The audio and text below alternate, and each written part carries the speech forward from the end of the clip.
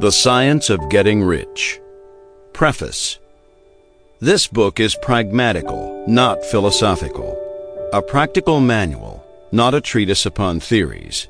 It is intended for the men and women whose most pressing need is for money, who wish to get rich first and philosophize afterward. It is for those who have so far found neither the time, the means, nor the opportunity to go deeply into the study of metaphysics, but who want results and who are willing to take the conclusions of science as a basis for action, without going into all the processes by which those conclusions were reached.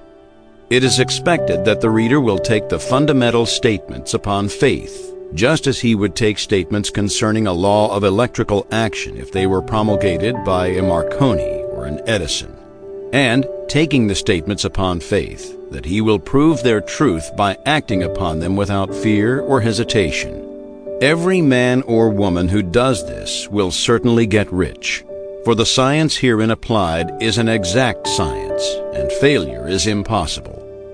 For the benefit, however, of those who wish to investigate philosophical theories and so secure a logical basis for faith, I will here cite certain authorities. The monistic theory of the universe, the theory that one is all and that all is one, that one substance manifests itself as the seeming many elements of the material world, is of Hindu origin and has been gradually winning its way into the thought of the Western world for 200 years. It is the foundation of all the Oriental philosophies and those of Descartes, Spinoza, Leibniz, Schopenhauer, Hegel, and Emerson. The reader who would dig to the philosophical foundations is advised to read Hegel and Emerson for himself.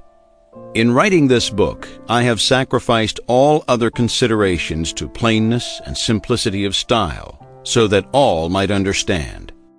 The plan of action laid down herein was deduced from the conclusions of philosophy. It has been thoroughly tested and bears the supreme test of practical experiment. It works. If you wish to know how the conclusions were arrived at, read the writings of the authors mentioned above. And if you wish to reap the fruits of their philosophies in actual practice, read this book and do exactly as it tells you to do. The author. The Science of Getting Rich. Chapter 1. The Right to be Rich. Whatever may be said in praise of poverty, the fact remains that it is not possible to live a really complete or successful life unless one is rich. No man can rise to his greatest possible height in talent or soul development unless he has plenty of money. For to unfold the soul and to develop talent, he must have many things to use, and he cannot have these things unless he has money to buy them with. Man develops in mind, soul, and body by making use of things, and society is so organized that man must have money in order to become the possessor of things. Therefore, the basis of all advancement for man must be the science of getting rich. The object of all life is development, and everything that lives has an inalienable right to all the development it is capable of attaining. Man's right to life means his right to have the free and unrestricted use of all the things which may be necessary to his fullest mental, spiritual, and physical unfoldment, or, in other words, his right to be rich. In this book, I shall not speak of riches in a figurative way. To be really rich does not mean to be satisfied or contented with a little. No man ought to be satisfied with a little if he is capable of using and enjoying more. The purpose of nature is the advancement and unfoldment of life, and every man should have all that can contribute to the power, elegance, beauty, and richness of life. To be content with less is sinful. The man who owns all he wants for the living of all the life he is capable of living is rich, and no man who has not plenty of money can have all he wants. Life has advanced so far and become so complex that even the most ordinary man or woman requires a great amount of wealth in order to live in a manner that even approaches completeness. Every person naturally wants to become all that they are capable of becoming. This desire to realize innate possibilities is inherent in human nature. We cannot help wanting to be all that we can be. Success in life is becoming what you want to be. You can become what you want to be only by making use of things, and you can have the free use of things only as you become rich enough to buy them. To understand the science of getting rich is therefore the most essential of all knowledge. There is nothing wrong in wanting to get rich. The desire for riches is really the desire for a richer, fuller, and more abundant life, and that desire is praiseworthy. The man who does not desire to live more abundantly is abnormal, and so the man who does not desire to have money enough to buy all he wants is abnormal. There are three motives for which we live. We live for the body, we live for the mind, we live for the soul. No one of these is better or holier than the other. All are alike desirable, and no one of the three, body, mind, or soul, can live fully if either of the others is cut short of full life and expression. It is not right or noble to live only for the soul and deny mind or body, and it is wrong to live for the intellect and deny body and soul. We are all acquainted with the loathsome consequences of living for the body and denying both mind and soul. And we see that real life means the complete expression of all that man can give forth through body, mind, and soul. Whatever he can say, no man can be really happy or satisfied unless his body is living fully in every function, and unless the same is true of his mind and his soul. Wherever there is unexpressed possibility or function not performed, there is unsatisfied desire. Desire is possibility seeking expression, or function seeking performance. Man cannot live fully in body without good food, comfortable clothing, and warm shelter, and without freedom from excessive toil. Rest and recreation are also necessary to his physical life. He cannot live fully in mind without books and time to study them, without opportunity for travel and observation, or without intellectual companionship. To live fully in mind, he must have intellectual recreations, and must surround himself with all the objects of art and beauty he is capable of using and appreciating.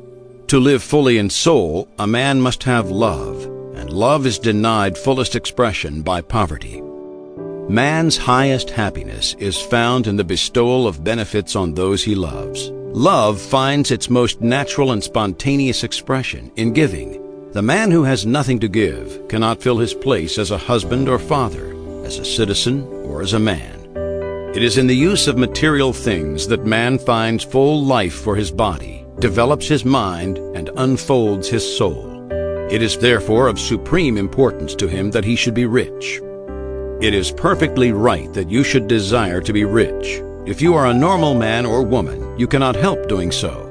It is perfectly right that you should give your best attention to the science of getting rich, for it is the noblest and most necessary of all studies.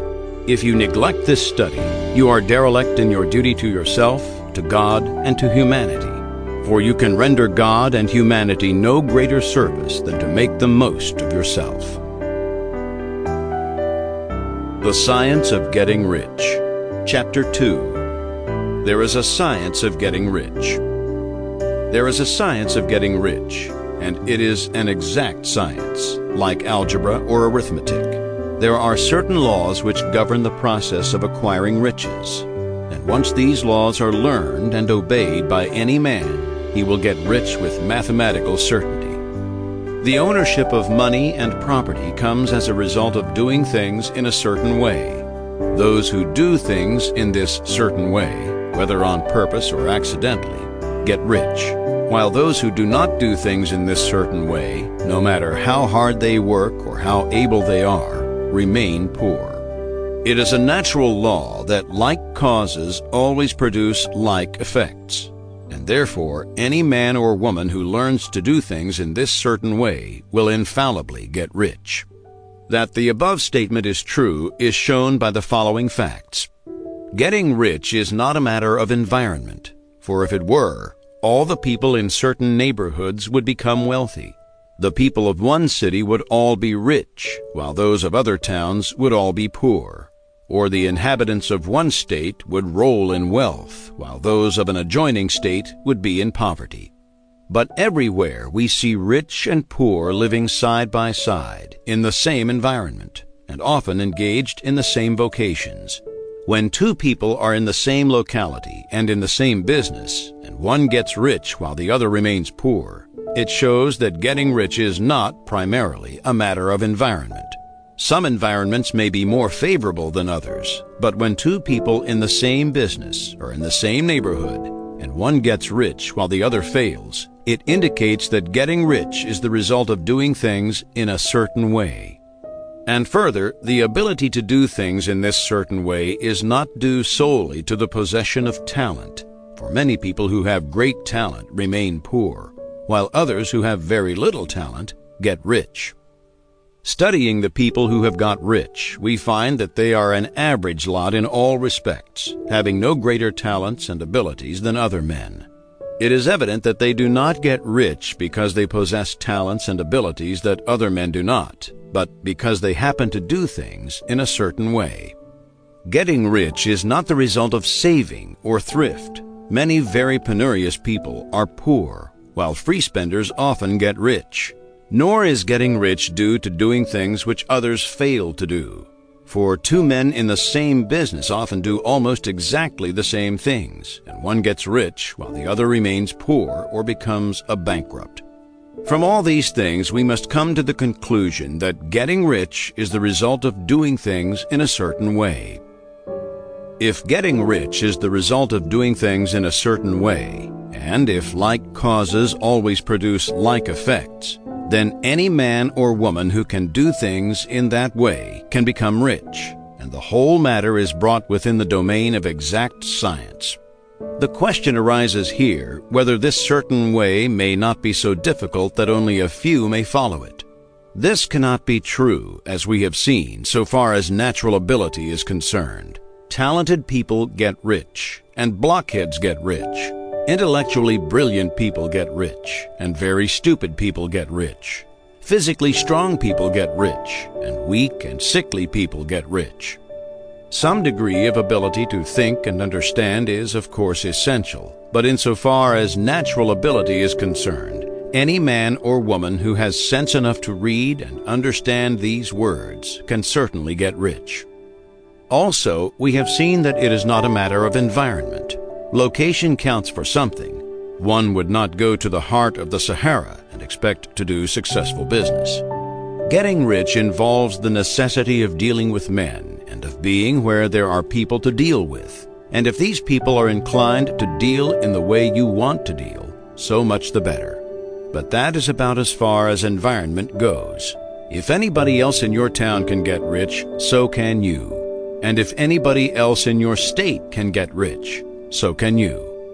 Again, it is not a matter of choosing some particular business or profession. People get rich in every business and in every profession, while their next-door neighbors in the very same vocation remain in poverty. It is true that you will do best in a business which you like and which is congenial to you. And if you have certain talents which are well developed, you will do best in a business which calls for the exercise of those talents. Also, you will do best in a business which is suited to your locality. An ice cream parlor would do better in a warm climate than in Greenland, and a salmon fishery will succeed better in the Northwest than in Florida, where there are no salmon. But aside from these general limitations, getting rich is not dependent upon your engaging in some particular business, but upon your learning to do things in a certain way. If you are now in business, and anybody else in your locality is getting rich in the same business while you are not getting rich, it is because you are not doing things in the same way that the other person is doing them. No one is prevented from getting rich by lack of capital. True, as you get capital, the increase becomes more easy and rapid, but one who has capital is already rich and does not need to consider how to become so. No matter how poor you may be, if you begin to do things in the certain way, you will begin to get rich, and you will begin to have capital. The getting of capital is a part of the process of getting rich, and it is a part of the result which invariably follows the doing of things in the certain way. You may be the poorest person on the continent and be deeply in debt. You may have neither friends, influence, nor resources. But if you begin to do things in this way, you must infallibly begin to get rich, for like causes must produce like effects. If you have no capital, you can get capital. If you are in the wrong business, you can get into the right business. If you are in the wrong location, you can go to the right location. And you can do so by beginning in your present business and in your present location to do things in the certain way, which causes success. The Science of Getting Rich. Chapter 3. Is opportunity monopolized? No man is kept poor because opportunity has been taken away from him, because other people have monopolized the wealth and have put a fence around it. You may be shut off from engaging in business in certain lines, but there are other channels open to you. Probably it would be hard for you to get control of any of the great railroad systems. That field is pretty well monopolized. But the electric railway is still in its infancy and offers plenty of scope for enterprise. And it will be but a very few years until traffic and transportation through the air will become a great industry, and in all its branches will give employment to hundreds of thousands and perhaps to millions of people.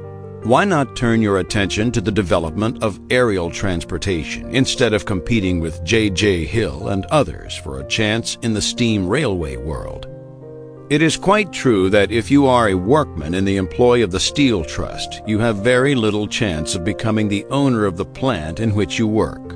But it is also true that if you will commence to act in a certain way, you can soon leave the employ of the Steel Trust. You can buy a farm of from 10 to 40 acres and engage in business as a producer of foodstuffs. There is great opportunity at this time for men who will live upon small tracts of land and cultivate the same intensively. Such men will certainly get rich. You may say that it is impossible for you to get the land, but I'm going to prove to you that it is not impossible, and that you can certainly get a farm if you will go to work in a certain way. At different periods, the tide of opportunity sets in different directions, according to the needs of the whole and the particular stage of social evolution which has been reached. At present, in America, it is setting toward agriculture and the allied industries and professions. Today, opportunity is open before the farmer in his line more than before the factory worker in his line. It is open before the businessman who supplies the farmer more than before the one who supplies the factory worker, and before the professional man who waits upon the farmer more than before the one who serves the working class. There is abundance of opportunity for the man who will go with the tide instead of trying to swim against it. So the factory workers, either as individuals or as a class, are not deprived of opportunity. The workers are not being kept down by their masters. They are not being ground by the trusts and combinations of capital. As a class, they are where they are because they do not do things in a certain way.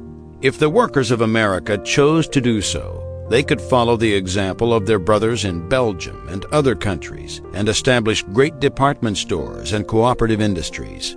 They could elect men of their own class to office and pass laws favoring the development of such cooperative industries. And in a few years, they could take peaceable possession of the industrial field. The working class may become the master class whenever they will begin to do things in a certain way.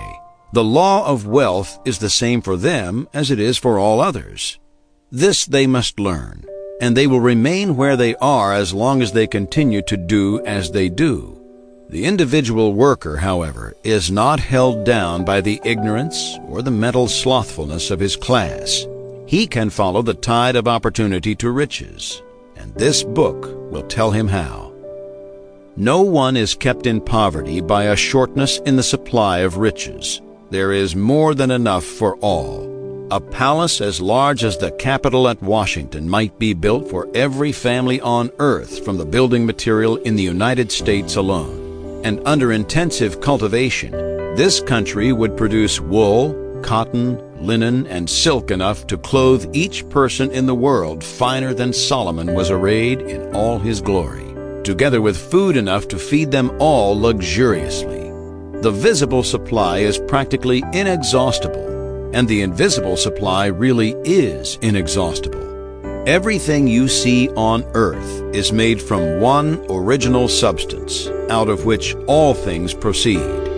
New forms are constantly being made, and older ones are dissolving, but all are shapes assumed by one thing. There is no limit to the supply of formless stuff, or original substance. The universe is made out of it, but it is not all used in making the universe. The spaces in, through, and between the forms of the visible universe are permeated and filled with the original substance, with the formless stuff, with the raw material of all things.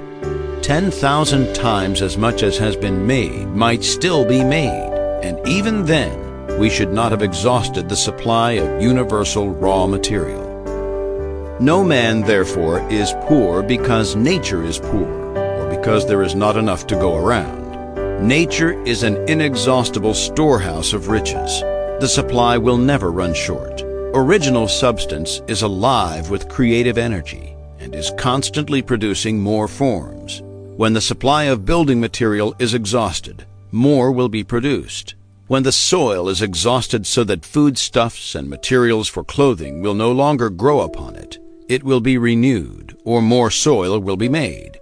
When all the gold and silver has been dug from the earth, if man is still in such a stage of social development that he needs gold and silver, more will be produced from the formless.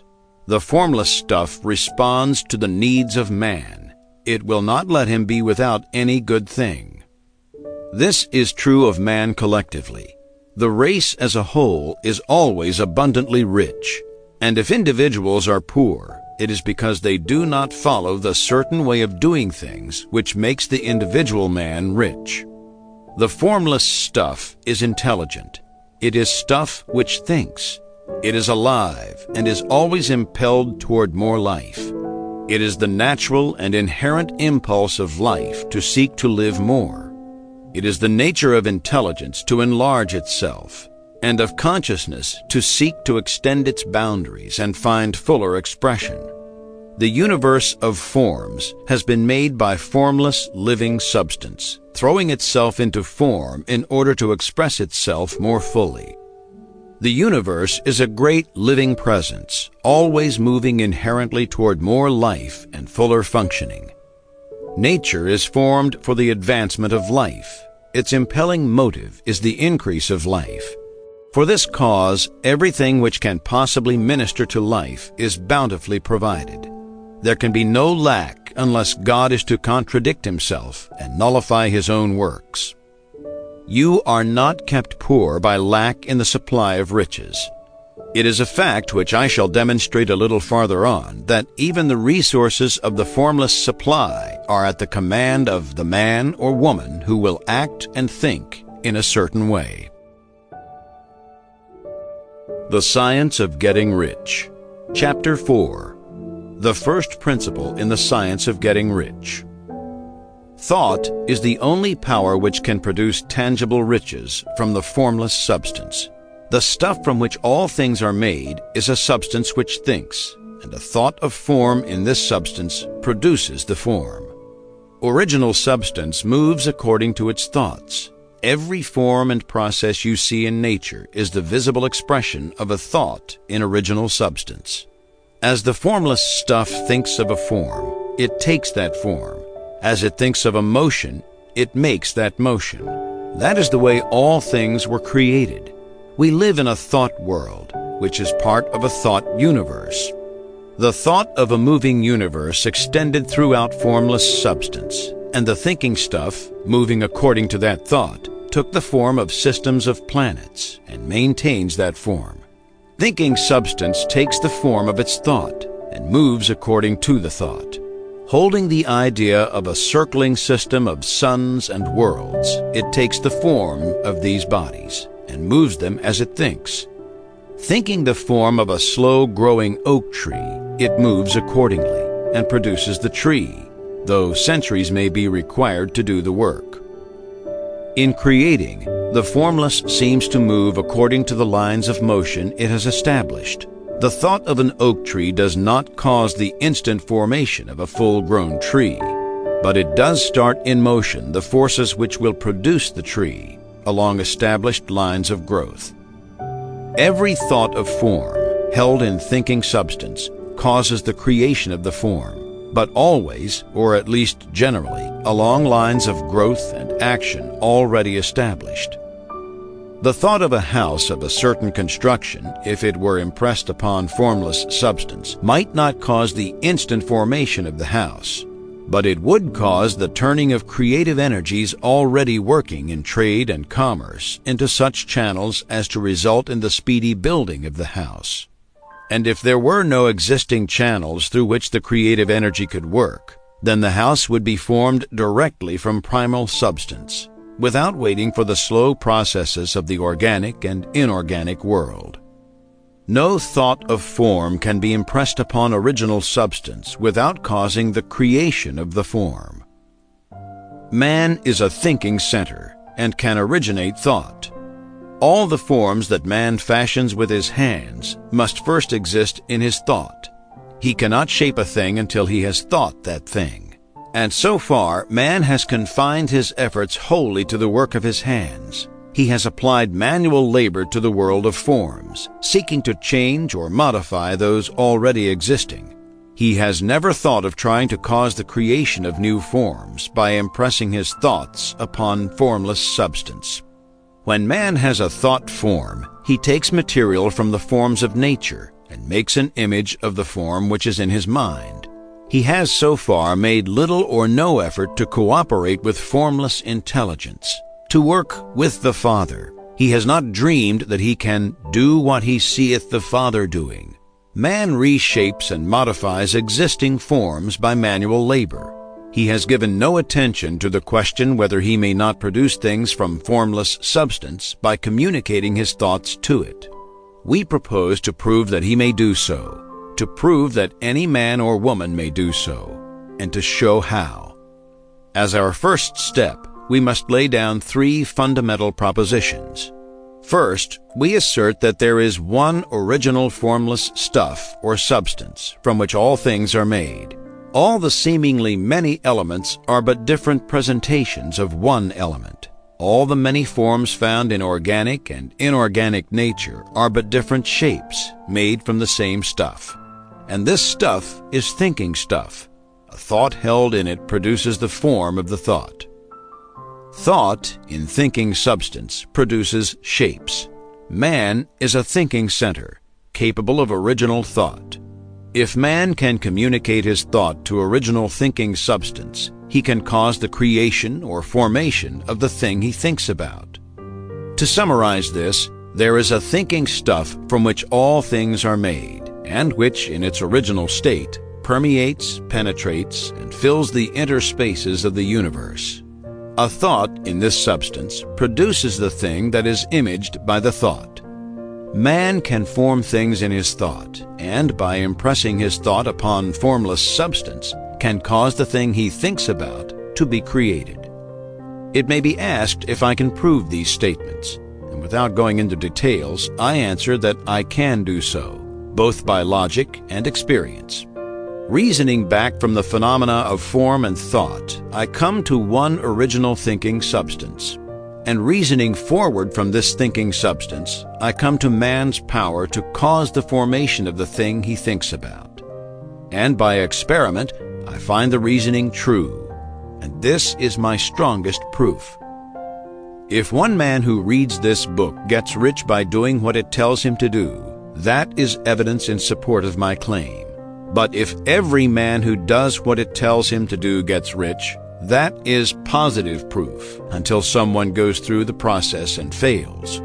The theory is true until the process fails, and this process will not fail. For every man who does exactly what this book tells him to do will get rich.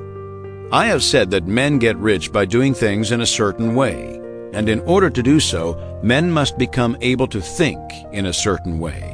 A man's way of doing things is the direct result of the way he thinks about things.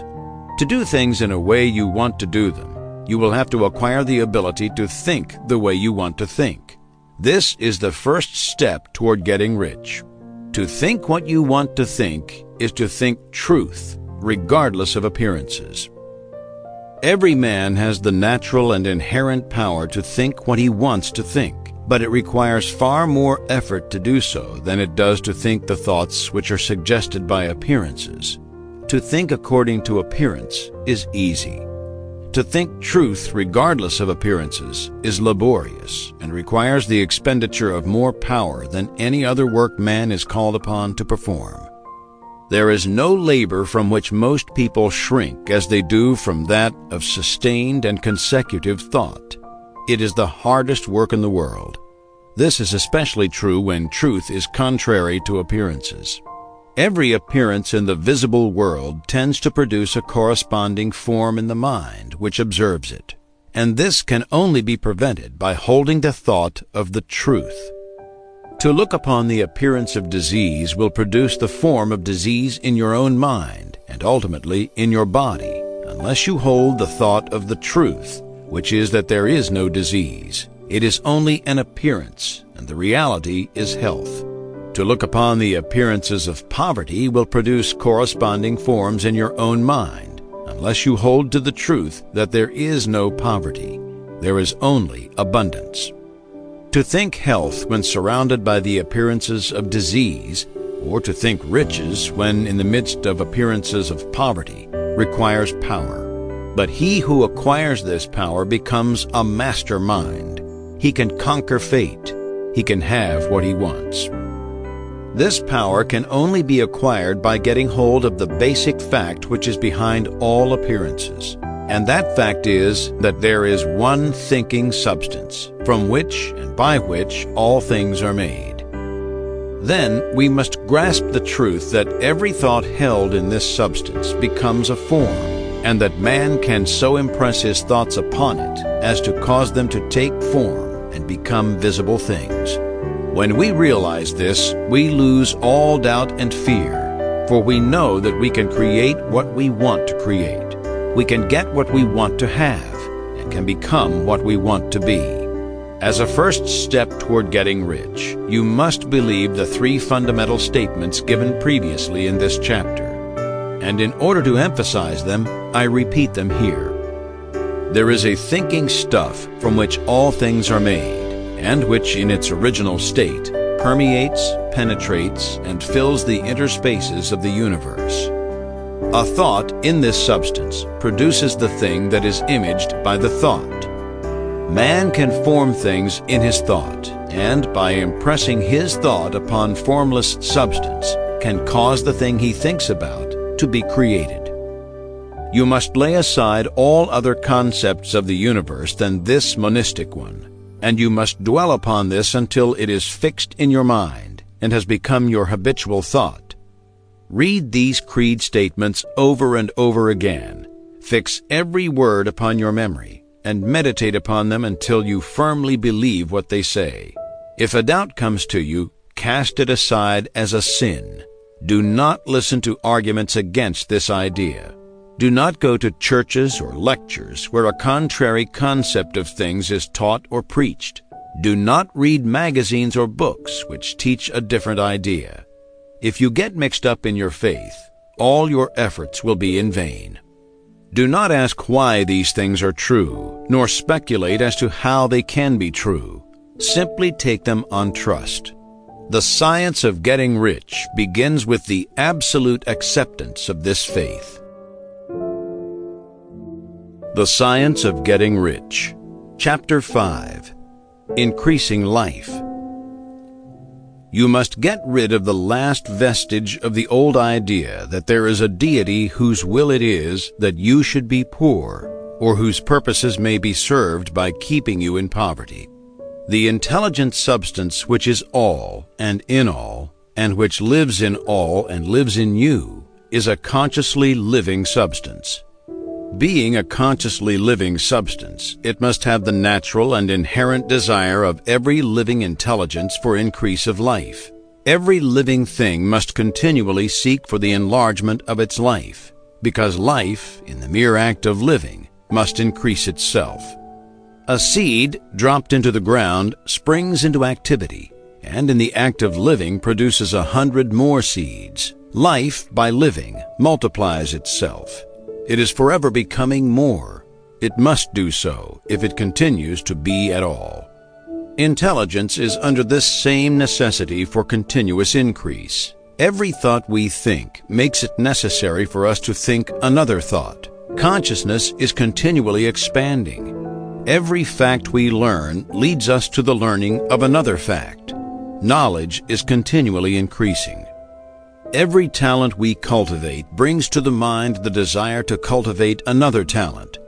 We are subject to the urge of life, seeking expression, which ever drives us on to know more, to do more, and to be more. In order to know more, do more, and be more, we must have more. We must have things to use, for we learn and do and become only by using things. We must get rich so that we can live more. The desire for riches is simply the capacity for larger life seeking fulfillment. Every desire is the effort of an unexpressed possibility to come into action. It is power seeking to manifest which causes desire. That which makes you want more money is the same as that which makes the plant grow. It is life seeking fuller expression. The one living substance must be subject to this inherent law of all life. It is permeated with the desire to live more. That is why it is under the necessity of creating things. The one substance desires to live more in you. Hence, it wants you to have all the things you can use. It is the desire of God that you should get rich. He wants you to get rich because He can express Himself better through you if you have plenty of things to use in giving Him expression. He can live more in you if you have unlimited command of the means of life. The universe desires you to have everything you want to have. Nature is friendly to your plans. Everything is naturally for you. Make up your mind that this is true. It is essential, however, that your purpose should harmonize with the purpose that is in all. You must want real life, not mere pleasure or sensual gratification. Life is the performance of function, and the individual really lives only when he performs every function, physical, mental, and spiritual, of which he is capable, without excess in any. You do not want to get rich in order to live swinishly, for the gratification of animal desires. That is not life, but the performance of every physical function is a part of life. And no one lives completely who denies the impulses of the body a normal and healthful expression. You do not want to get rich solely to enjoy mental pleasures, to get knowledge, to gratify ambition, to outshine others, to be famous. All these are a legitimate part of life, but the man who lives for the pleasures of the intellect alone will only have a partial life, and he will never be satisfied with his lot. You do not want to get rich solely for the good of others, to lose yourself for the salvation of mankind, to experience the joys of philanthropy and sacrifice. The joys of the soul are only a part of life, and they are no better or nobler than any other part. You want to get rich in order that you may eat, drink, and be merry when it is time to do these things, in order that you may surround yourself with beautiful things, see distant lands, feed your mind, and develop your intellect, in order that you may love men and do kind things, and be able to play a good part in helping the world to find truth. But remember that extreme altruism is no better and no nobler than extreme selfishness. Both are mistakes. Get rid of the idea that God wants you to sacrifice yourself for others, and that you can secure His favor by doing so. God requires nothing of the kind. What He wants is that you should make the most of yourself, for yourself and for others, and you can help others more by making the most of yourself than in any other way. You can make the most of yourself only by getting rich. So it is right and praiseworthy that you should give your first and best thought to the work of acquiring wealth. Remember, however, that the desire of substance is for all, and its movements must be for more life to all. It cannot be made to work for less life to any, because it is equally in all, seeking riches and life. Intelligent substance will make things for you, but it will not take things away from someone else and give them to you. You must get rid of the thought of competition. You are to create, not to compete for what is already created. You do not have to take anything away from anyone. You do not have to drive sharp bargains. You do not have to cheat or to take advantage. You do not need to let anyone work for you for less than he earns. You do not have to covet the property of others or to look at it with wishful eyes.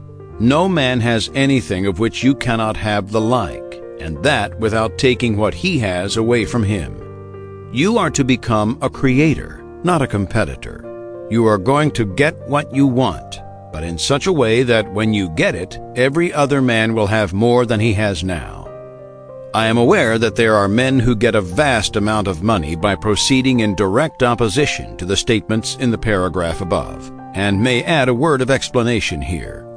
Men of the plutocratic type who become very rich do so sometimes purely by their extraordinary ability on the plane of competition, and sometimes they unconsciously relate themselves to substance in its great purposes and movements for the general racial upbuilding through industrial evolution. Rockefeller, Carnegie, Morgan et al. Have been the unconscious agents of the supreme in the necessary work of systematizing and organizing productive industry. And in the end, their work will contribute immensely toward increased life for all. Their day is nearly over. They have organized production and will soon be succeeded by the agents of the multitude, who will organize the machinery of distribution. The multimillionaires are like the monster reptiles of the prehistoric eras.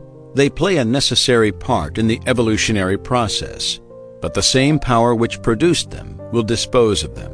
And it is well to bear in mind that they have never been really rich. A record of the private lives of most of this class will show that they have really been the most abject and wretched of the poor. Riches secured on the competitive plane are never satisfactory and permanent.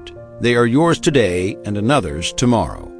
Remember, if you are to become rich in a scientific and certain way, you must rise entirely out of the competitive thought. You must never think for a moment that the supply is limited. Just as soon as you begin to think that all the money is being cornered and controlled by bankers and others, and that you must exert yourself to get laws passed to stop this process, and so on, in that moment, you drop into the competitive mind, and your power to cause creation is gone for the time being. And what is worse, you will probably arrest the creative movements you have already instituted. Know that there are countless millions of dollars worth of gold in the mountains of the earth, not yet brought to light. And know that if there were not, more would be created from thinking substance to supply your needs. Know that the money you need will come, even if it is necessary for 1,000 men to be led to the discovery of new gold mines tomorrow. Never look at the visible supply.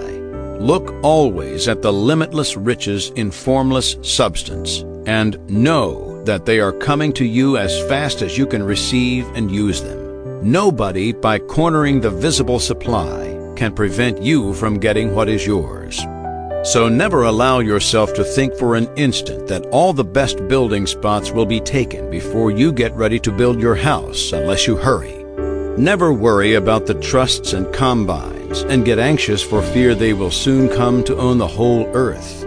Never get afraid that you will lose what you want because some other person beats you to it. That cannot possibly happen. You are not seeking anything that is possessed by anybody else. You are causing what you want to be created from formless substance, and the supply is without limits. Stick to the formulated statement.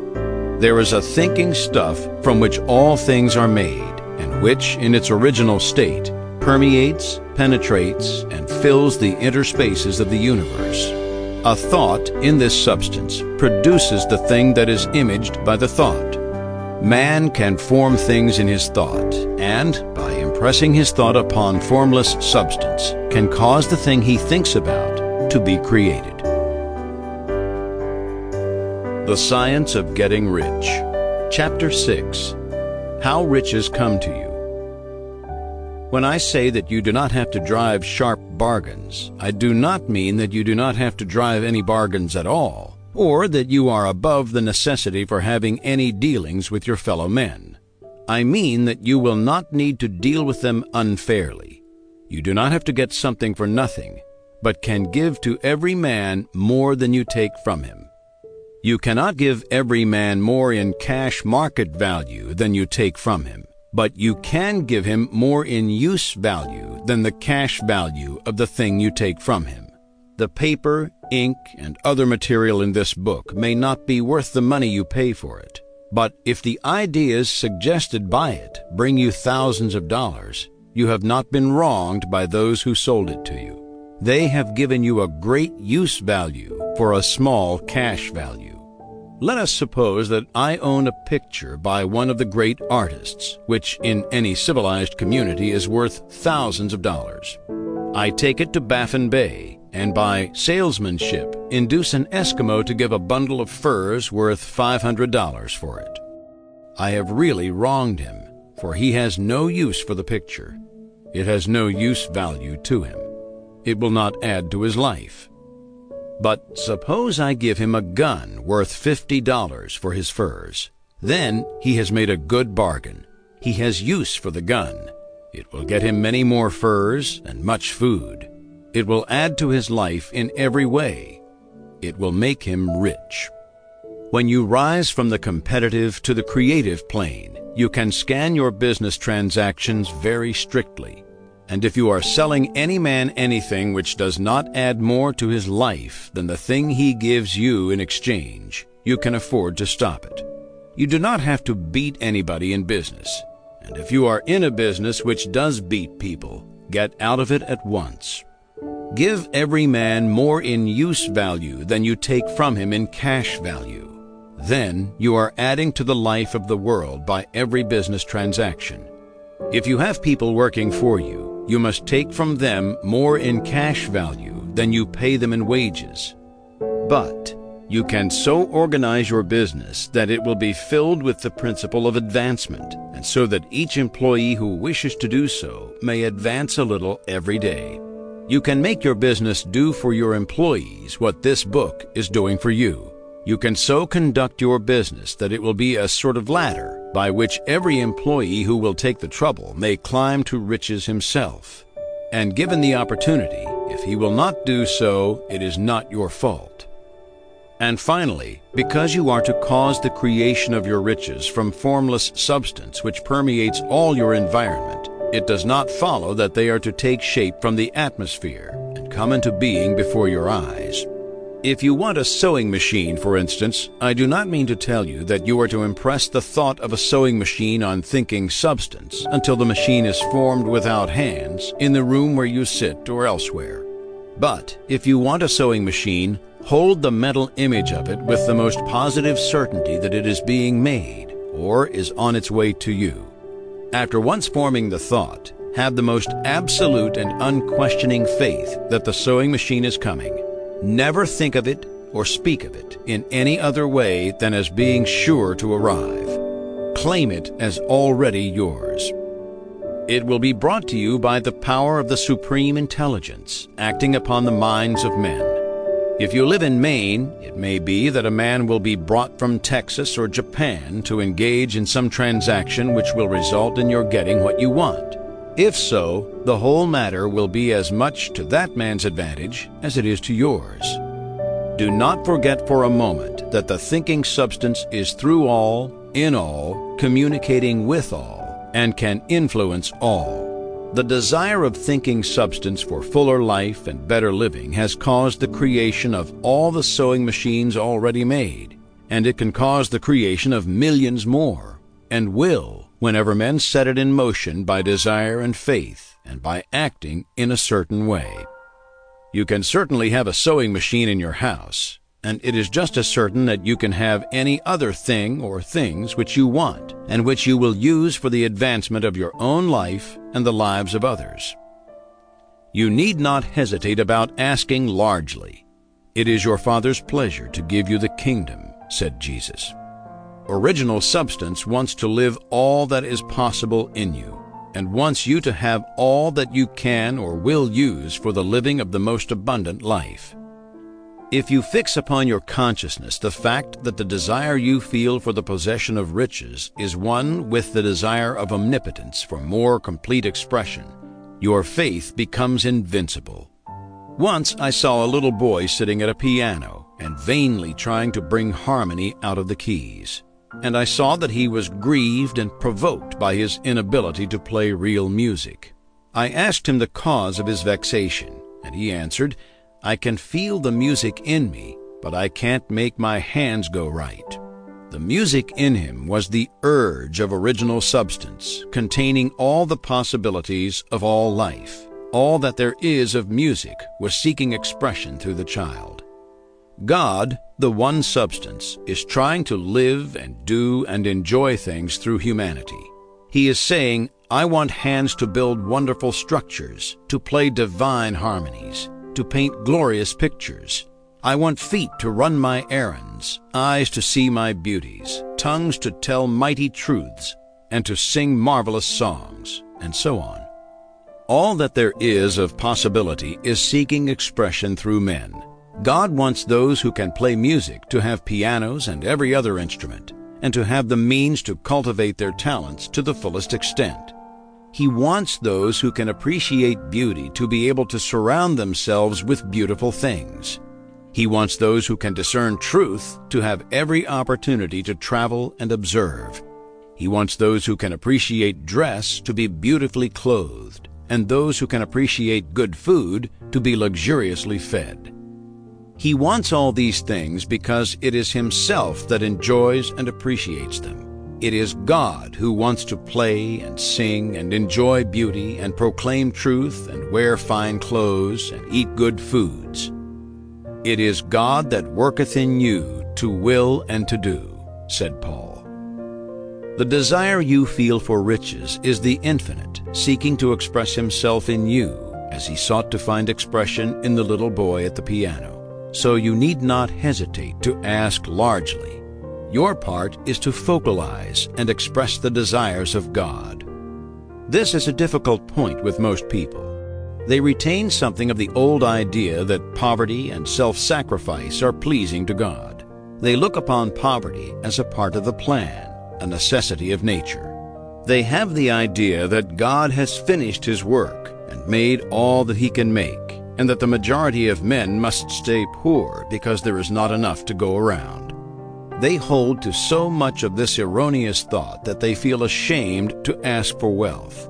They try not to want more than a very modest competence, just enough to make them fairly comfortable. I recall now the case of one student who was told that he must get in mind a clear picture of the things he desired, so that the creative thought of them might be impressed on formless substance. He was a very poor man, living in a rented house and having only what he earned from day to day, and he could not grasp the fact that all wealth was his. So after thinking the matter over, he decided that he might reasonably ask for a new rug for the floor of his best room, and an anthracite coal stove to heat the house during the cold weather. Following the instructions given in this book, he obtained these things in a few months, and then it dawned upon him that he had not asked enough. He went through the house in which he lived and planned all the improvements he would like to make in it. He mentally added a bay window here and a room there until it was complete in his mind as his ideal home, and then he planned its furnishings. Holding the whole picture in his mind, he began living in the certain way and moving toward what he wanted.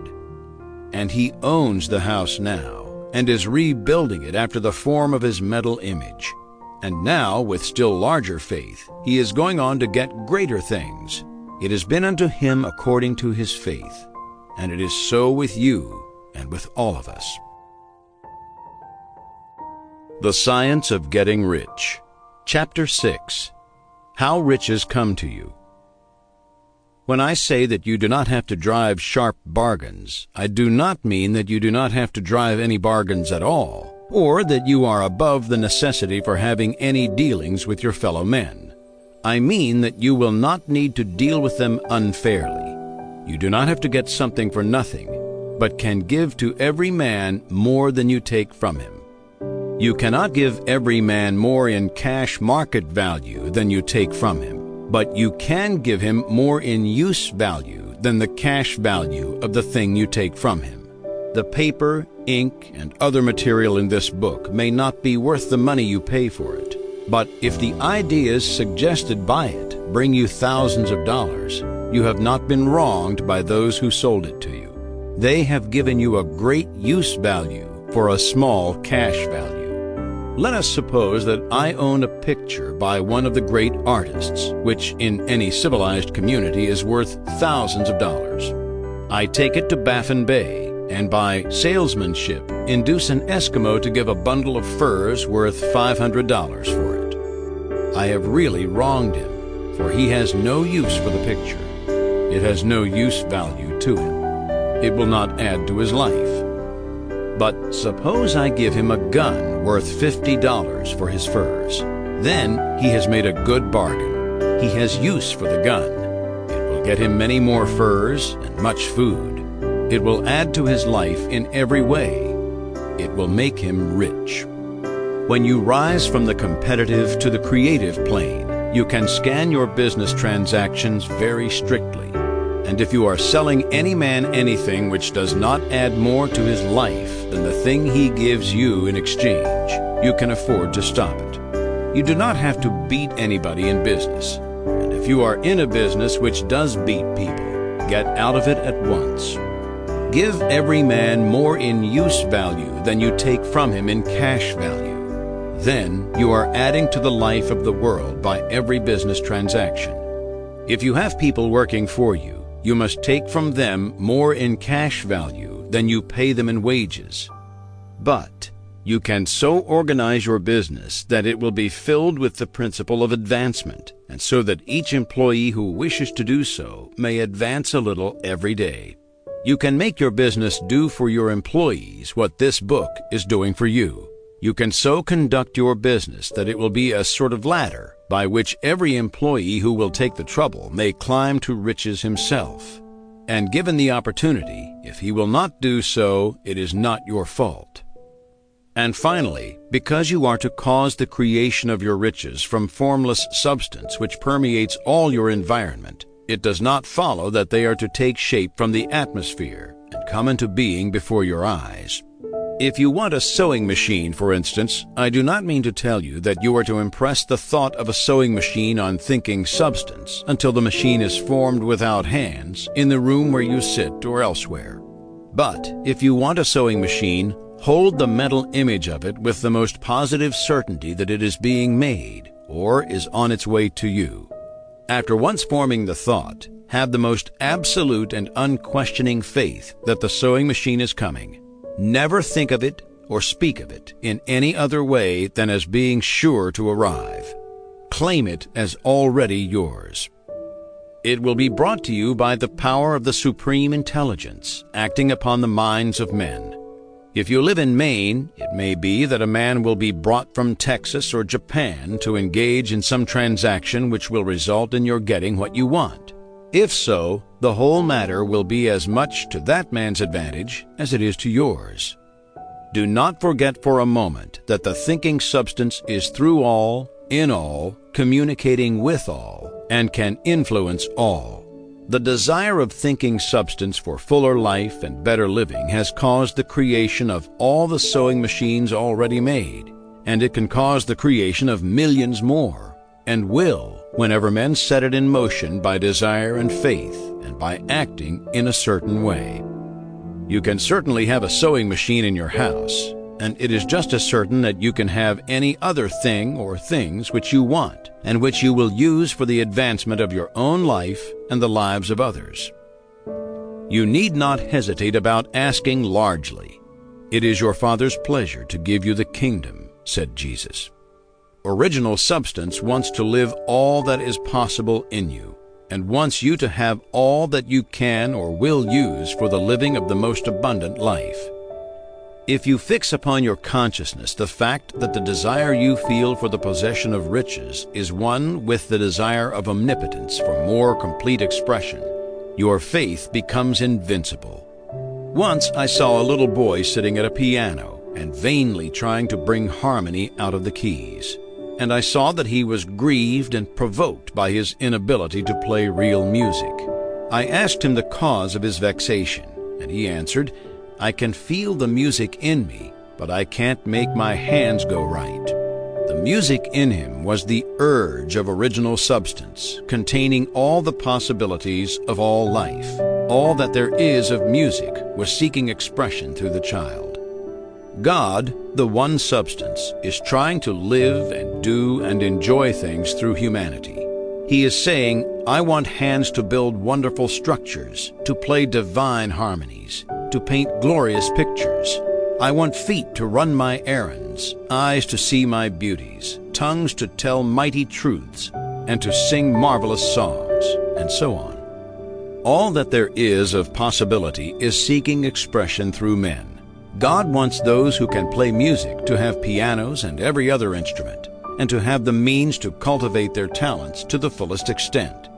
He wants those who can appreciate beauty to be able to surround themselves with beautiful things. He wants those who can discern truth to have every opportunity to travel and observe. He wants those who can appreciate dress to be beautifully clothed, and those who can appreciate good food to be luxuriously fed. He wants all these things because it is Himself that enjoys and appreciates them. It is God who wants to play and sing and enjoy beauty and proclaim truth and wear fine clothes and eat good foods. "It is God that worketh in you to will and to do," said Paul. The desire you feel for riches is the infinite seeking to express Himself in you as He sought to find expression in the little boy at the piano. So you need not hesitate to ask largely. Your part is to focalize and express the desires of God. This is a difficult point with most people. They retain something of the old idea that poverty and self-sacrifice are pleasing to God. They look upon poverty as a part of the plan, a necessity of nature. They have the idea that God has finished His work and made all that He can make, and that the majority of men must stay poor because there is not enough to go around. They hold to so much of this erroneous thought that they feel ashamed to ask for wealth. They try not to want more than a very modest competence, just enough to make them fairly comfortable. I recall now the case of one student who was told that he must get in mind a clear picture of the things he desired, so that the creative thought of them might be impressed on formless substance. He was a very poor man, living in a rented house and having only what he earned from day to day, and he could not grasp the fact that all wealth was his. So after thinking the matter over, he decided that he might reasonably ask for a new rug for the floor of his best room, and an anthracite coal stove to heat the house during the cold weather. Following the instructions given in this book, he obtained these things in a few months, and then it dawned upon him that he had not asked enough. He went through the house in which he lived and planned all the improvements he would like to make in it. He mentally added a bay window here and a room there, until it was complete in his mind as his ideal home, and then he planned its furnishings. Holding the whole picture in his mind, he began living in the certain way and moving toward what he wanted. And he owns the house now and is rebuilding it after the form of his mental image. And now, with still larger faith, he is going on to get greater things. It has been unto him according to his faith, and it is so with you and with all of us. The Science of Getting Rich. Chapter 7. Gratitude. The illustrations given in the last chapter will have conveyed to the reader the fact that the first step toward getting rich is to convey the idea of your wants to the formless substance. This is true, and you will see that in order to do so, it becomes necessary to relate yourself to the formless intelligence in a harmonious way. To secure this harmonious relation is a matter of such primary and vital importance that I shall give some space to its discussion here and give you instructions which, if you will follow them, will be certain to bring you into perfect unity of mind with God.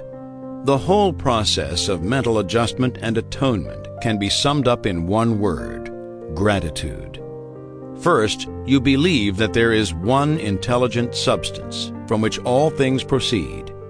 Second, you believe that this substance gives you everything you desire. And third, you relate yourself to it by a feeling of deep and profound gratitude. Many people who order their lives rightly in all other ways are kept in poverty by their lack of gratitude.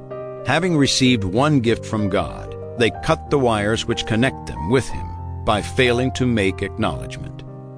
It is easy to understand that the nearer we live to the source of wealth, the more wealth we shall receive. And it is easy also to understand that the soul that is always grateful lives in closer touch with God than the one which never looks to Him in thankful acknowledgement. The more gratefully we fix our minds on the Supreme when good things come to us, the more good things we will receive, and the more rapidly they will come. And the reason simply is that the mental attitude of gratitude draws the mind into closer touch with the source from which the blessings come. If it is a new thought to you that gratitude brings your whole mind into closer harmony with the creative energies of the universe, consider it well, and you will see that it is true. The good things you already have come to you along the line of obedience to certain laws. Gratitude will lead your mind out along the ways by which things come, and it will keep you in close harmony with creative thought and prevent you from falling into competitive thought. Gratitude alone can keep you looking toward the all and prevent you from falling into the error of thinking of the supply as limited, and to do that would be fatal to your hopes. There is a law of gratitude, and it is absolutely necessary that you should observe the law if you are to get the results you seek. The law of gratitude is the natural principle that action and reaction are always equal and in opposite directions. The grateful outreaching of your mind in thankful praise to the Supreme is a liberation or expenditure of force. It cannot fail to reach that to which it addressed, and the reaction is an instantaneous movement towards you. Draw nigh unto God, and He will draw nigh unto you. That is a statement of psychological truth. And if your gratitude is strong and constant, the reaction in formless substance will be strong and continuous. The movement of the things you want will be always toward you. Notice the grateful attitude that Jesus took, how He always seems to be saying, "I thank Thee, Father, that Thou hearest me." You cannot exercise much power without gratitude, for it is gratitude that keeps you connected with power. But the value of gratitude does not consist solely in getting you more blessings in the future. Without gratitude, you cannot long keep from dissatisfied thought regarding things as they are. The moment you permit your mind to dwell with dissatisfaction upon things as they are, you begin to lose ground. You fix attention upon the common, the ordinary, the poor, and the squalid and mean, and your mind takes the form of these things. Then you will transmit these forms or mental images to the formless, and the common, the poor, the squalid, and mean will come to you. To permit your mind to dwell upon the inferior is to become inferior, and to surround yourself with inferior things. On the other hand, to fix your attention on the best is to surround yourself with the best, and to become the best. The creative power within us makes us into the image of that to which we give our attention. We are thinking substance, and thinking substance always takes the form of that which it thinks about. The grateful mind is constantly fixed upon the best. Therefore, it tends to become the best. It takes the form or character of the best, and will receive the best. Also, faith is born of gratitude. The grateful mind continually expects good things, and expectation becomes faith. The reaction of gratitude upon one's own mind produces faith, and every outgoing wave of grateful thanksgiving increases faith. He who has no feeling of gratitude cannot long retain a living faith. And without a living faith, you cannot get rich by the creative method. as we shall see in the following chapters. It is necessary, then, to cultivate the habit of being grateful for every good thing that comes to you, and to give thanks continuously. And because all things have contributed to your advancement, you should include all things in your gratitude. Do not waste time thinking or talking about the shortcomings or wrong actions of plutocrats or trust magnates. Their organization of the world has made your opportunity. All you get really comes to you because of them. Do not rage against corrupt politicians. If it were not for politicians, we should fall into anarchy, and your opportunity would be greatly lessened. God has worked a long time and very patiently to bring us up to where we are in industry and government, and He is going right on with His work. There is not the least doubt that He will do away with plutocrats, trust magnates, captains of industry, and politicians as soon as they can be spared. But in the meantime, behold, they are all very good. Remember that they are all helping to arrange the lines of transmission along which your riches will come to you, and be grateful to them all. This will bring you into harmonious relations with the good in everything, and the good in everything will move toward you. The Science of Getting Rich. Chapter 8. Thinking in the Certain Way. Turn back to chapter 6 and read again the story of the man who formed a mental image of his house, and you will get a fair idea of the initial step toward getting rich. You must form a clear and definite mental picture of what you want. You cannot transmit an idea unless you have it yourself. You must have it before you can give it. And many people fail to impress thinking substance because they have themselves only a vague and misty concept of the things they want to do, to have, or to become. It is not enough that you should have a general desire for wealth to do good with. Everybody has that desire. It is not enough that you should have a wish to travel, see things, live more, etc. Everybody has those desires also. If you were going to send a wireless message to a friend, you would not send the letters of the alphabet in their order and let him construct the message for himself, nor would you take words at random from the dictionary. You would send a coherent sentence, one which meant something. When you try to impress your wants upon substance, remember that it must be done by a coherent statement. You must know what you want and be definite. You can never get rich or start the creative power into action by sending out unformed longings and vague desires. Go over your desires just as the man I have described went over his house. See just what you want, and get a clear mental picture of it as you wish it to look when you get it. That clear mental picture you must have continually in mind, as the sailor has in mind the port toward which he is sailing the ship. You must keep your face toward it all the time. You must no more lose sight of it than the steersman loses sight of the compass.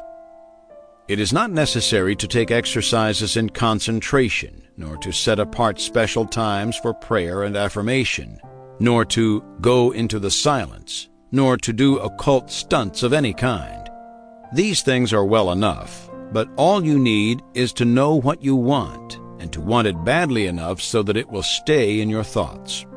Spend as much of your leisure time as you can in contemplating your picture, but no one needs to take exercises to concentrate his mind on a thing which he really wants. It is the things you do not really care about which require effort to fix your attention upon them. And unless you really want to get rich, so that the desire is strong enough to hold your thoughts directed to the purpose as the magnetic pole holds the needle of the compass, it will hardly be worthwhile for you to try to carry out the instructions given in this book. The methods herein set forth are for people whose desire for riches is strong enough to overcome mental laziness and the love of ease and make them work. The more clear and definite you make your picture then, and the more you dwell upon it, bringing out all its delightful details, the stronger your desire will be. And the stronger your desire, the easier it will be to hold your mind fixed upon the picture of what you want. Something more is necessary, however, than merely to see the picture clearly. If that is all you do, you are only a dreamer. and will have little or no power for accomplishment. Behind your clear vision must be the purpose to realize it, to bring it out in tangible expression. And behind this purpose must be an invincible and unwavering faith that the thing is already yours, that it is at hand, and you have only to take possession of it. Live in the new house mentally until it takes form around you physically. In the mental realm, enter at once into full enjoyment of the things you want. Whatsoever things ye ask for when ye pray, believe that ye receive them, and ye shall have them, said Jesus. See the things you want as if they were actually around you all the time. See yourself as owning and using them. Make use of them in imagination, just as you will use them when they are your tangible possessions. Dwell upon your mental picture until it is clear and distinct, and then take the mental attitude of ownership toward everything in that picture. Take possession of it, in mind, in the full faith that it is actually yours. Hold to this mental ownership. Do not waver for an instant in the faith that it is real. And remember what was said in a preceding chapter about gratitude. Be as thankful for it all the time as you expect to be when it has taken form. The man who can sincerely thank God for the things which as yet he owns only in imagination has real faith. He will get rich. He will cause the creation of whatsoever he wants. You do not need to pray repeatedly for things you want. It is not necessary to tell God about it every day. Use not vain repetitions as the heathen do, said Jesus to his pupils. For your Father knoweth that ye have need of these things before ye ask him. Your part is to intelligently formulate your desire for the things which make for a larger life, and to get these desires arranged into a coherent whole, and then to impress this whole desire upon the formless substance, which has the power and the will to bring you what you want. You do not make this impression by repeating strings of words. You make it by holding the vision with unshakable purpose to attain it, and with steadfast faith that you do attain it. The answer to prayer is not according to your faith while you are talking, but according to your faith while you are working. You cannot impress the mind of God by having a special Sabbath day set apart to tell him what you want, and then forgetting him during the rest of the week. You cannot impress him by having special hours to go into your closet and pray, if you then dismiss the matter from your mind until the hour of prayer comes again. Oral prayer is well enough and has its effect, especially upon yourself, in clarifying your vision and strengthening your faith. But it is not your oral petitions which get you what you want. In order to get rich, you do not need a sweet hour of prayer. You need to pray without ceasing. And by prayer, I mean holding steadily to your vision with the purpose to cause its creation into solid form, and the faith that you are doing so. Believe that ye receive them.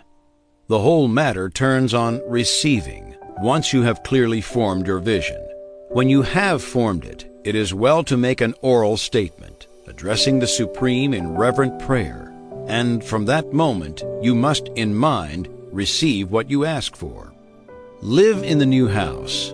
Wear the fine clothes. Ride in the automobile. Go on the journey and confidently plan for greater journeys. Think and speak of all the things you have asked for in terms of actual present ownership. Imagine an environment and a financial condition exactly as you want them, and live all the time in that imaginary environment and financial condition. Mind, however, that you do not do this as a mere dreamer and castle builder. Hold to the faith that the imaginary is being realized, and to the purpose to realize it. Remember that it is faith and purpose in the use of imagination which make the difference between the scientist and the dreamer. And having learned this fact, it is here that you must learn the proper use of the will. The Science of Getting Rich. Chapter 9. How to Use the Will. To set about getting rich in a scientific way, you do not try to apply your willpower to anything outside of yourself. You have no right to do so anyway. It is wrong to apply your will to other men and women in order to get them to do what you wish done. It is as flagrantly wrong to coerce people by mental power as it is to coerce them by physical power. If compelling people by physical force to do things for you reduces them to slavery, compelling them by mental means accomplishes exactly the same thing. The only difference is in methods. If taking things from people by physical force is robbery, then taking things by mental force is robbery also. There is no difference in principle. You have no right to use your willpower upon another person, even for his own good, for you do not know what is for his good. The science of getting rich does not require you to apply power or force to any other person in any way whatsoever. There is not the slightest necessity for doing so. Indeed, any attempt to use your will upon others will only tend to defeat your purpose. You do not need to apply your will to things in order to compel them to come to you. That would simply be trying to coerce God and would be foolish and useless, as well as irreverent.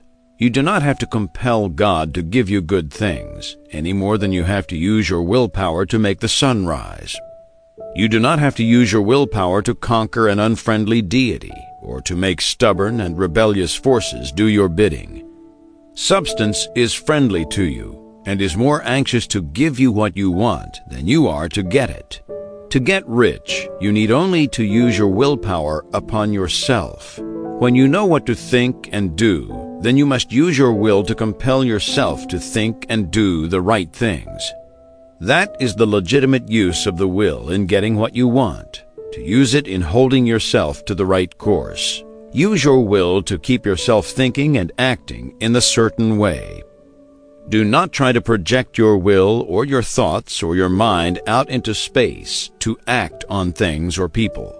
Keep your mind at home. It can accomplish more there than elsewhere. Use your mind to form a mental image of what you want and to hold that vision with faith and purpose. And use your will to keep your mind working in the right way. The more steady and continuous your faith and purpose, the more rapidly you will get rich, because you will make only positive impressions upon substance, and you will not neutralize or offset them by negative impressions. The picture of your desires, held with faith and purpose, is taken up by the formless and permeates it to great distances throughout the universe, for all I know. As this impression spreads, all things are set moving toward its realization. Every living thing, every inanimate thing, and the things yet uncreated are stirred toward bringing into being that which you want. All force begins to be exerted in that direction. All things begin to move toward you. The minds of people everywhere are influenced toward doing the things necessary to the fulfilling of your desires, and they work for you unconsciously. But you can check all this by starting a negative impression in the formless substance. Doubt or unbelief is as certain to start a movement away from you as faith and purpose are to start one toward you. It is by not understanding this that most people who try to make use of mental science in getting rich make their failure. Every hour and moment you spend in giving heed to doubts and fears, every hour you spend in worry, every hour in which your soul is possessed by unbelief sets a current away from you in the whole domain of intelligent substance. All the promises are unto them that believe, and unto them only.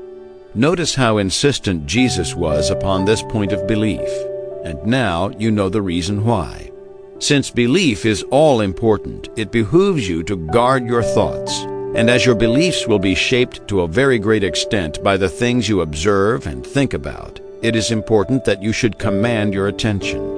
And here the will comes into use, for it is by your will that you determine upon what things your attention shall be fixed. If you want to become rich, you must not make a study of poverty. Things are not brought into being by thinking about their opposites. Health is never to be attained by studying disease and thinking about disease. Righteousness is not to be promoted by studying sin and thinking about sin. And no one ever got rich by studying poverty and thinking about poverty. Medicine as a science of disease has increased disease. Religion as a science of sin has promoted sin, and economics as a study of poverty will fill the world with wretchedness and want. Do not talk about poverty. Do not investigate it or concern yourself with it. Never mind what its causes are. You have nothing to do with them. What concerns you is the cure. Do not spend your time in charitable work or charity movements. All charity only tends to perpetuate the wretchedness it aims to eradicate. I do not say that you should be hard-hearted or unkind and refuse to hear the cry of need, but you must not try to eradicate poverty in any of the conventional ways. Put poverty behind you, and put all that pertains to it behind you, and make good. Get rich. That is the best way you can help the poor. And you cannot hold the mental image which is to make you rich if you fill your mind with pictures of poverty. Do not read books or papers which give circumstantial accounts of the wretchedness of the tenement dwellers, of the horrors of child labor, and so on. Do not read anything which fills your mind with gloomy images of want and suffering. You cannot help the poor in the least by knowing about these things, and the widespread knowledge of them does not tend at all to do away with poverty. What tends to do away with poverty is not the getting of pictures of poverty into your mind, but getting pictures of wealth into the minds of the poor. You are not deserting the poor in their misery when you refuse to allow your mind to be filled with pictures of that misery. Poverty can be done away with, not by increasing the number of well-to-do people who think about poverty, but by increasing the number of poor people who purpose with faith to get rich.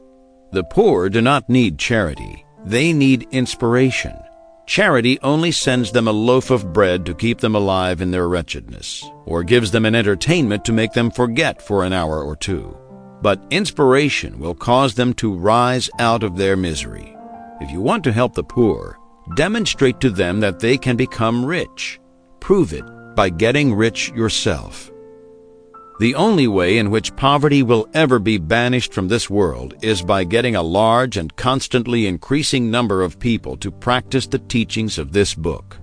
People must be taught to become rich by creation, not by competition.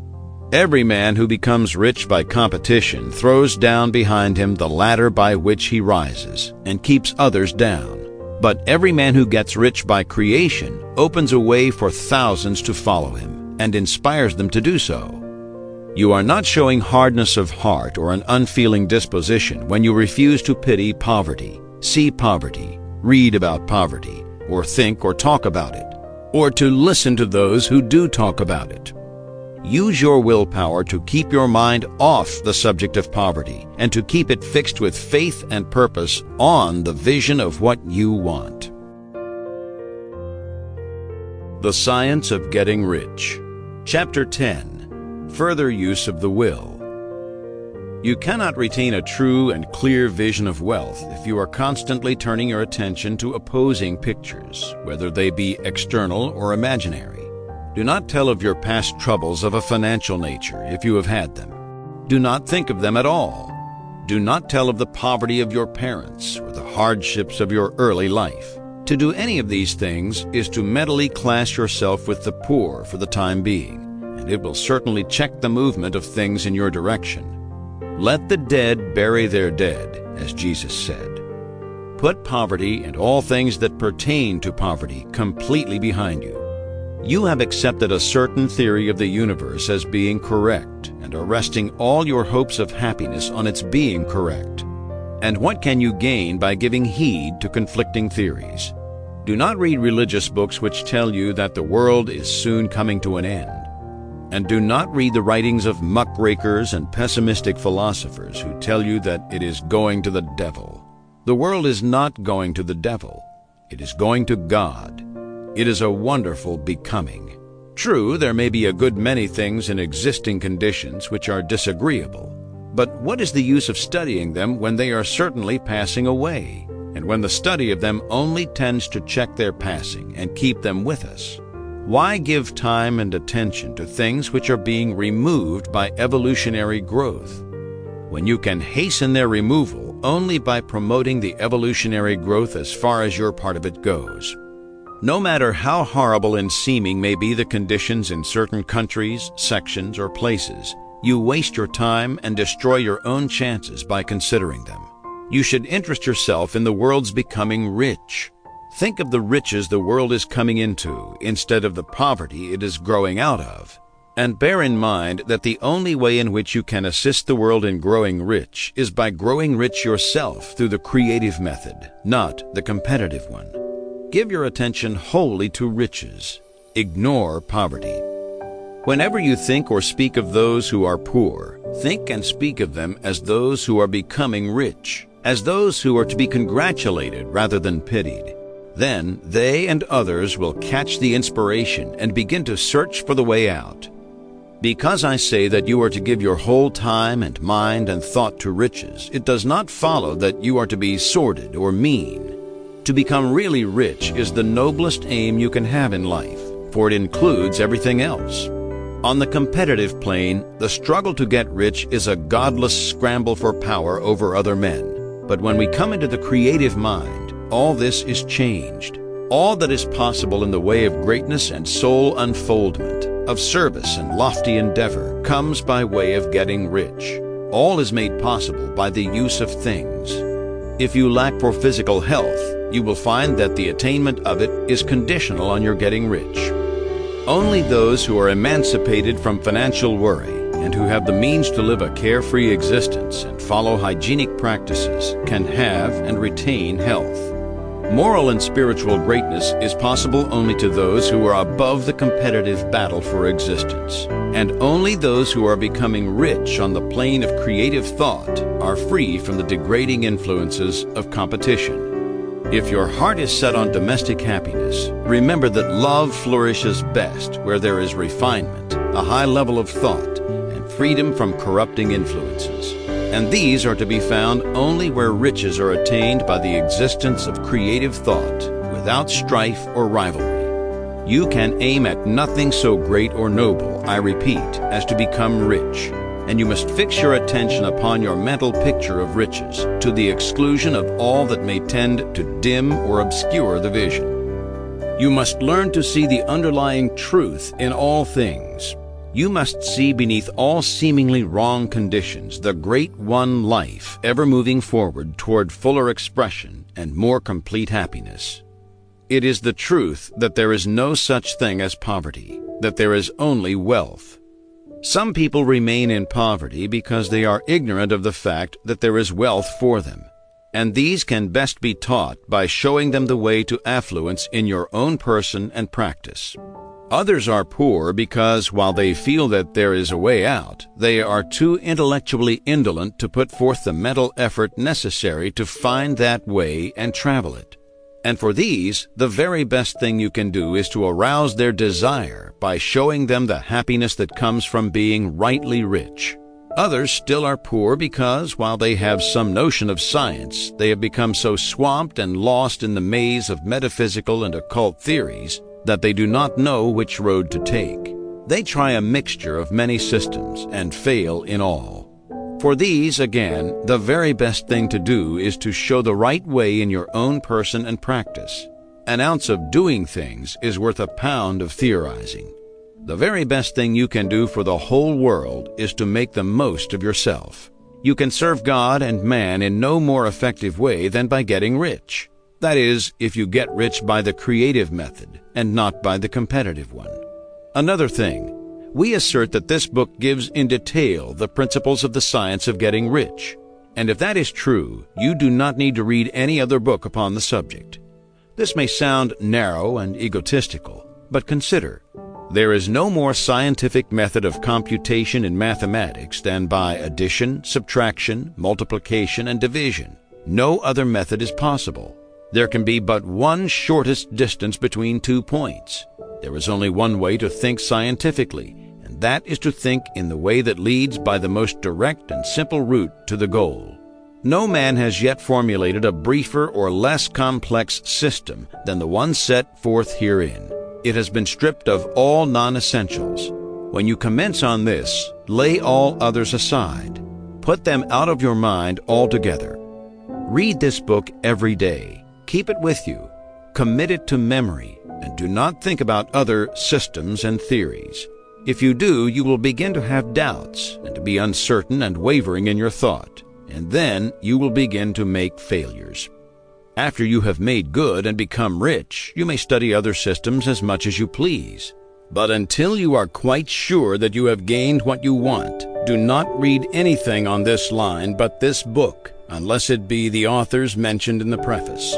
And read only the most optimistic comments on the world's news, those in harmony with your picture. Also, postpone your investigations into the occult. Do not dabble in theosophy, spiritualism, or kindred studies. It is very likely that the dead still live and are near. But if they are, let them alone. Mind your own business. Wherever the spirits of the dead may be, they have their own work to do and their own problems to solve, and we have no right to interfere with them. We cannot help them, and it is very doubtful whether they can help us, or whether we have any right to trespass upon their time if they can. Let the dead and the hereafter alone, and solve your own problem.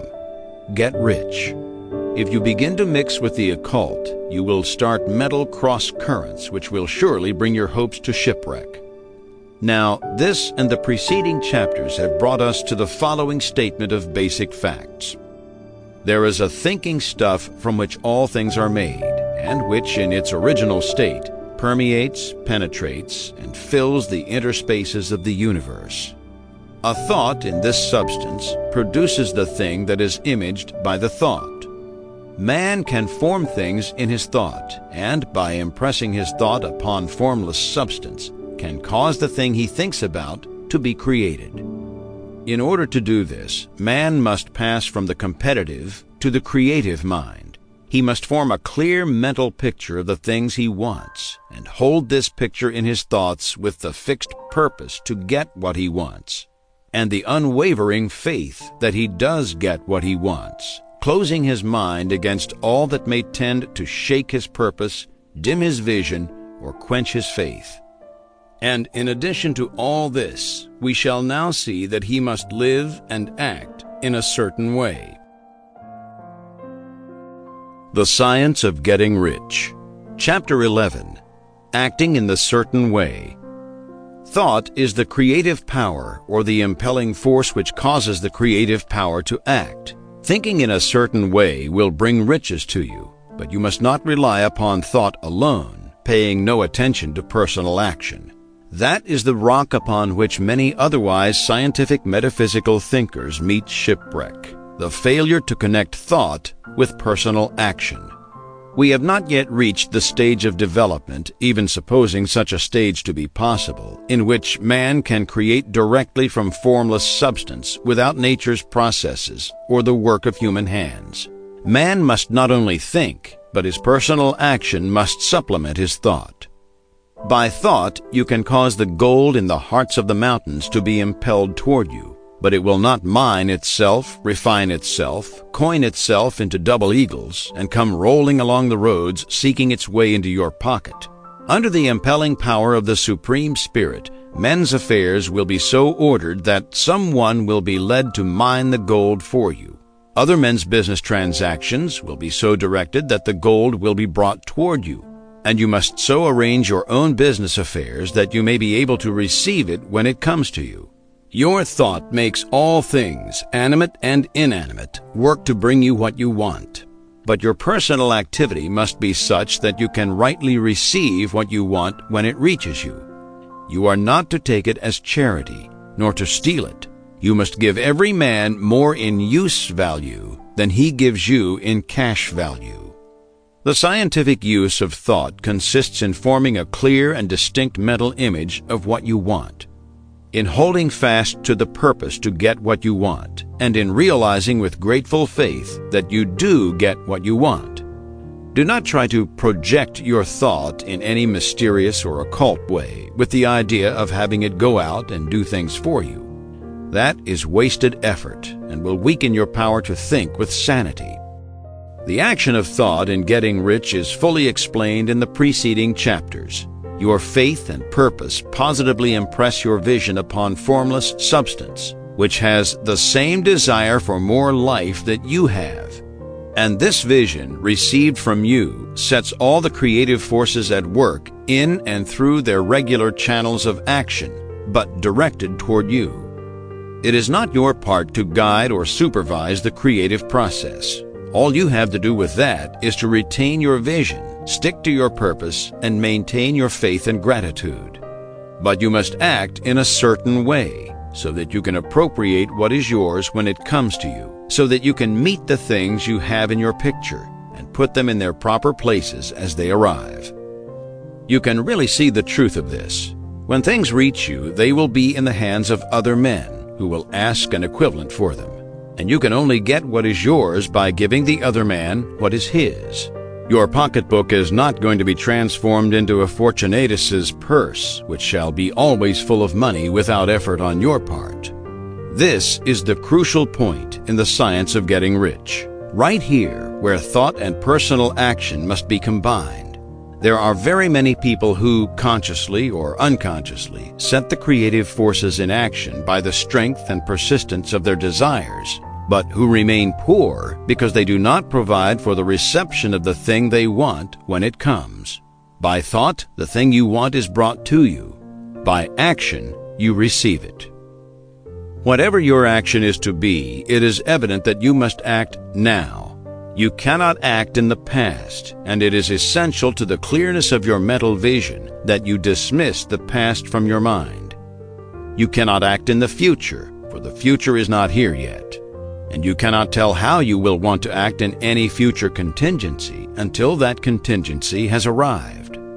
Because you are not in the right business or the right environment now, do not think that you must postpone action until you get into the right business or environment. And do not spend time in the present taking thought as to the best course in possible future emergencies.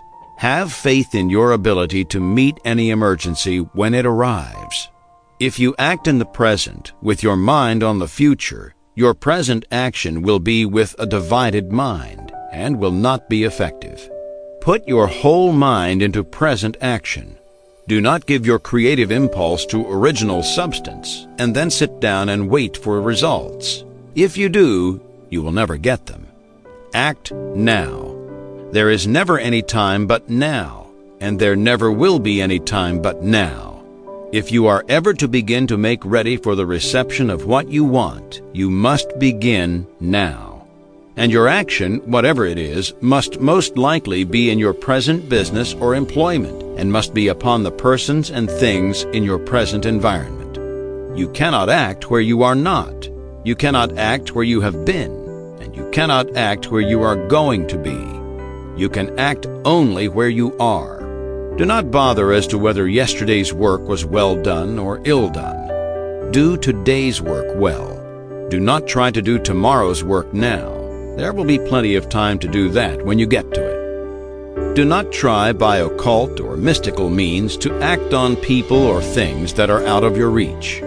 Do not wait for a change of environment before you act. Get a change of environment by action. You can so act upon the environment in which you are now as to cause yourself to be transferred to a better environment. Hold with faith and purpose the vision of yourself in the better environment.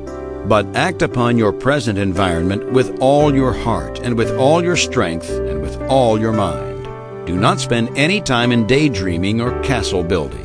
Hold to the one vision of what you want and act now. Do not cast about seeking some new thing to do or some strange, unusual, or remarkable action to perform as a first step toward getting rich.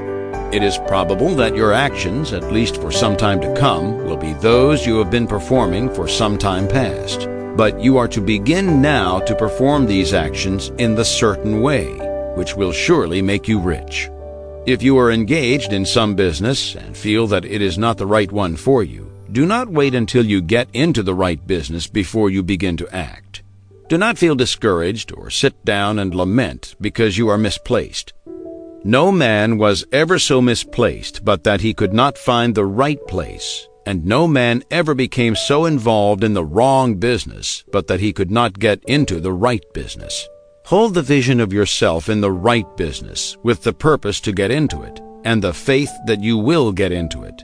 and are getting into it, but act in your present business.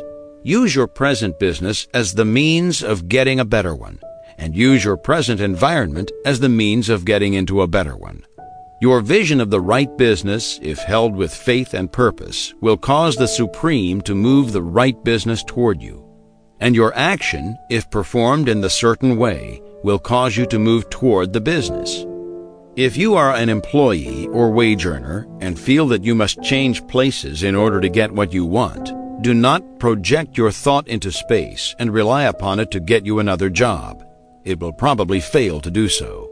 Hold the vision of yourself in the job you want, while you act with faith and purpose on the job you have, and you will certainly get the job you want. Your vision and faith will set the creative force in motion to bring it toward you, and your action will cause the forces in your own environment to move you toward the place you want. In closing this chapter, we will add another statement to our syllabus. There is a thinking stuff from which all things are made, and which, in its original state, permeates, penetrates, and fills the interspaces of the universe. A thought in this substance produces the thing that is imaged by the thought. Man can form things in his thought, and by impressing his thought upon formless substance, can cause the thing he thinks about to be created. In order to do this, man must pass from the competitive to the creative mind. He must form a clear mental picture of the things he wants, and hold this picture in his thoughts with the fixed purpose to get what he wants, and the unwavering faith that he does get what he wants, closing his mind to all that may tend to shake his purpose, dim his vision, or quench his faith. That he may receive what he wants when it comes, man must act now upon the people and things in his present environment. The Science of Getting Rich. Chapter 12. Efficient Action. You must use your thought as directed in previous chapters and begin to do what you can do where you are. And you must do all that you can do where you are. You can advance only by being larger than your present place, and no man is larger than his present place who leaves undone any of the work pertaining to that place. The world is advanced only by those who more than fill their present places. If no man quite filled his present place, you can see that there must be a going backward in everything. Those who do not quite fill their present places are a dead weight upon society, government, commerce, and industry. They must be carried along by others at a great expense. The progress of the world is retarded only by those who do not fill the places they are holding. They belong to a former age and a lower stage or plane of life, and their tendency is toward degeneration. No society could advance if every man was smaller than his place. Social evolution is guided by the law of physical and mental evolution. In the animal world, evolution is caused by excess of life. When an organism has more life than can be expressed in the functions of its own plane, it develops the organs of a higher plane, and a new species is originated. There never would have been new species had there not been organisms which more than filled their places. The law is exactly the same for you. Your getting rich depends upon your applying this principle to your own affairs. Every day is either a successful day or a day of failure, and it is the successful days which get you what you want. If every day is a failure, you can never get rich, while if every day is a success, you cannot fail to get rich. If there is something that may be done today, and you do not do it, you have failed insofar as that thing is concerned, and the consequences may be more disastrous than you imagine. You cannot foresee the results of even the most trivial act. You do not know the workings of all the forces that have been set moving in your behalf. Much may be depending upon your doing some simple act. It may be the very thing which is to open the door of opportunity to very great possibilities. You can never know all the combinations which supreme intelligence is making for you in the world of things and of human affairs. Your neglect or failure to do some small thing may cause a long delay in getting what you want. Do every day all that can be done that day. There is, however, a limitation or qualification of the above that you must take into account. You are not to overwork, nor to rush blindly into your business in the effort to do the greatest possible number of things in the shortest possible time. You are not to try to do tomorrow's work today, nor to do a week's work in a day. It is really not the number of things you do, but the efficiency of each separate action that counts. Every act is, in itself, either a success or a failure. Every act is, in itself, either effective or inefficient. Every inefficient act is a failure, and if you spend your life in doing inefficient acts, your whole life will be a failure. The more things you do, the worse for you if all your acts are inefficient ones. On the other hand, every efficient act is a success in itself, and if every act of your life is an efficient one, your whole life must be a success. The cause of failure is doing too many things in an inefficient manner, and not doing enough things in an efficient manner. You will see that it is a self-evident proposition that if you do not do any inefficient acts, and if you do a sufficient number of efficient acts, you will become rich.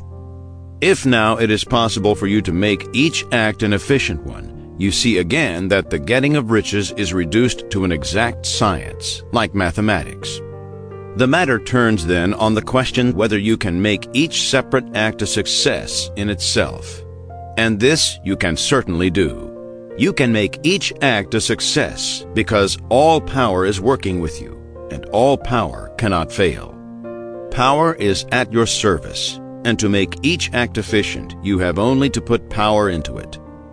Every action is either strong or weak, and when every one is strong, you are acting in the certain way which will make you rich. Every act can be made strong and efficient by holding your vision while you are doing it and putting the whole power of your faith and purpose into it. It is at this point that the people fail who separate mental power from personal action. They use the power of mind in one place and at one time, and they act in another place and at another time. So their acts are not successful in themselves. Too many of them are inefficient. But if all power goes into every act, no matter how commonplace, every act will be a success in itself. And as in the nature of things, every success opens the way to other successes, your progress toward what you want and the progress of what you want toward you will become increasingly rapid. Remember that successful action is cumulative in its results. Since the desire for more life is inherent in all things, when a man begins to move toward larger life, more things attach themselves to him, and the influence of his desire is multiplied. Do every day all that you can do that day, and do each act in an efficient manner. In saying that you must hold your vision while you are doing each act, however trivial or commonplace, I do not mean to say that it is necessary at all times to see the vision distinctly to its smallest details. It should be the work of your leisure hours to use your imagination on the details of your vision, and to contemplate them until they are firmly fixed upon your memory. If you wish speedy results, spend practically all your spare time in this practice.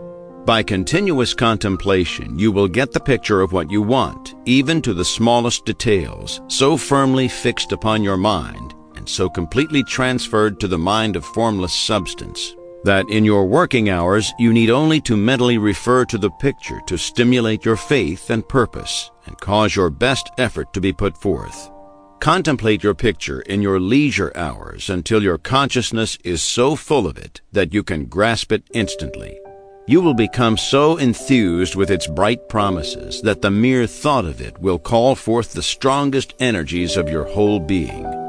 Let us again repeat our syllabus, and by slightly changing the closing statements, bring it to the point we have now reached.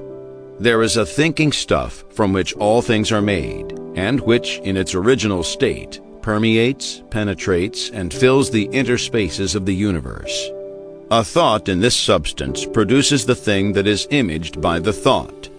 Man can form things in his thought, and by impressing his thought upon formless substance, can cause the thing he thinks about to be created.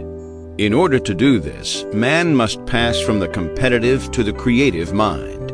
He must form a clear mental picture of the things he wants and do with faith and purpose all that can be done each day, doing each separate thing in an efficient manner. The Science of Getting Rich. Chapter 13. Getting into the Right Business. Success in any particular business depends, for one thing, upon your possessing in a well-developed state the faculties required in that business. Without good musical faculty, no one can succeed as a teacher of music. Without well-developed mechanical faculties, no one can achieve great success in any of the mechanical trades. Without tact and the commercial faculties, no one can succeed in mercantile pursuits.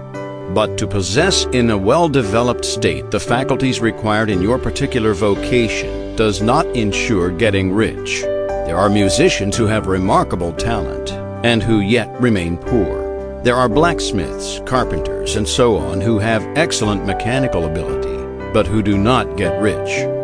And there are merchants with good faculties for dealing with men who nevertheless fail. The different faculties are tools. It is essential to have good tools, but it is also essential that the tools should be used in the right way.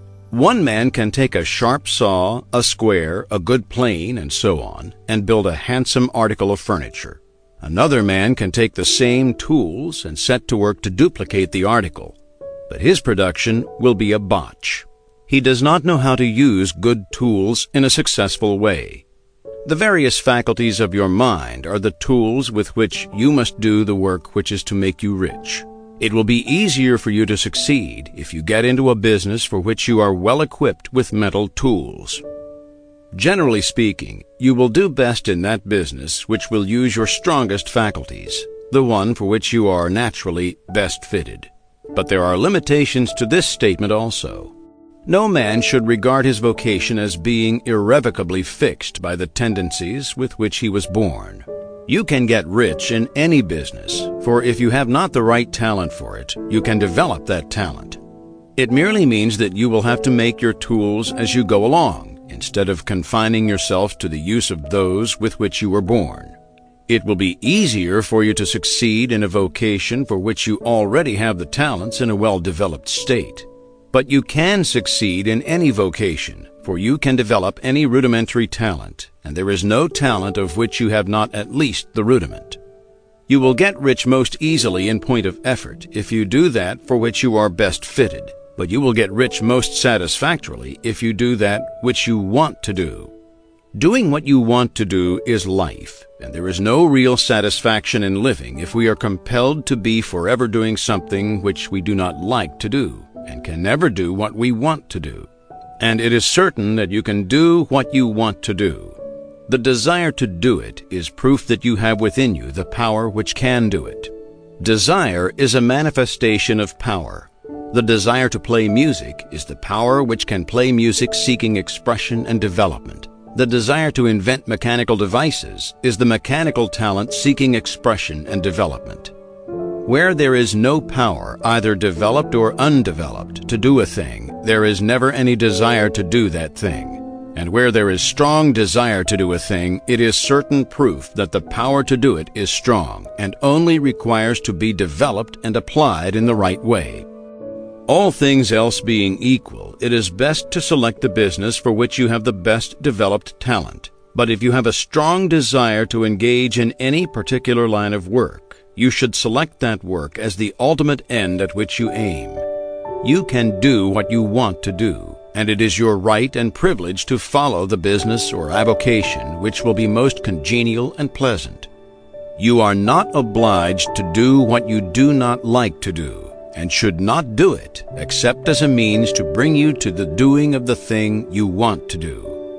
If there are past mistakes whose consequences have placed you in an undesirable business or environment, you may be obliged for some time to do what you do not like to do. But you can make the doing of it pleasant by knowing that it is making it possible for you to come to the doing of what you want to do. If you feel that you are not in the right vocation, do not act too hastily in trying to get into another one. The best way generally to change business or environment is by growth.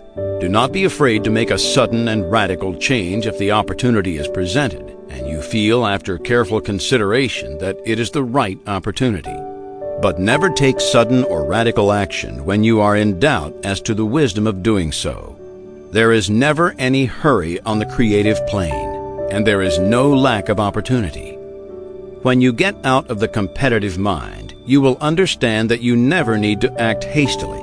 No one else is going to beat you to the thing you want to do. There is enough for all. If one place is taken, another and a better one will be opened for you a little farther on. There is plenty of time. When you are in doubt, wait.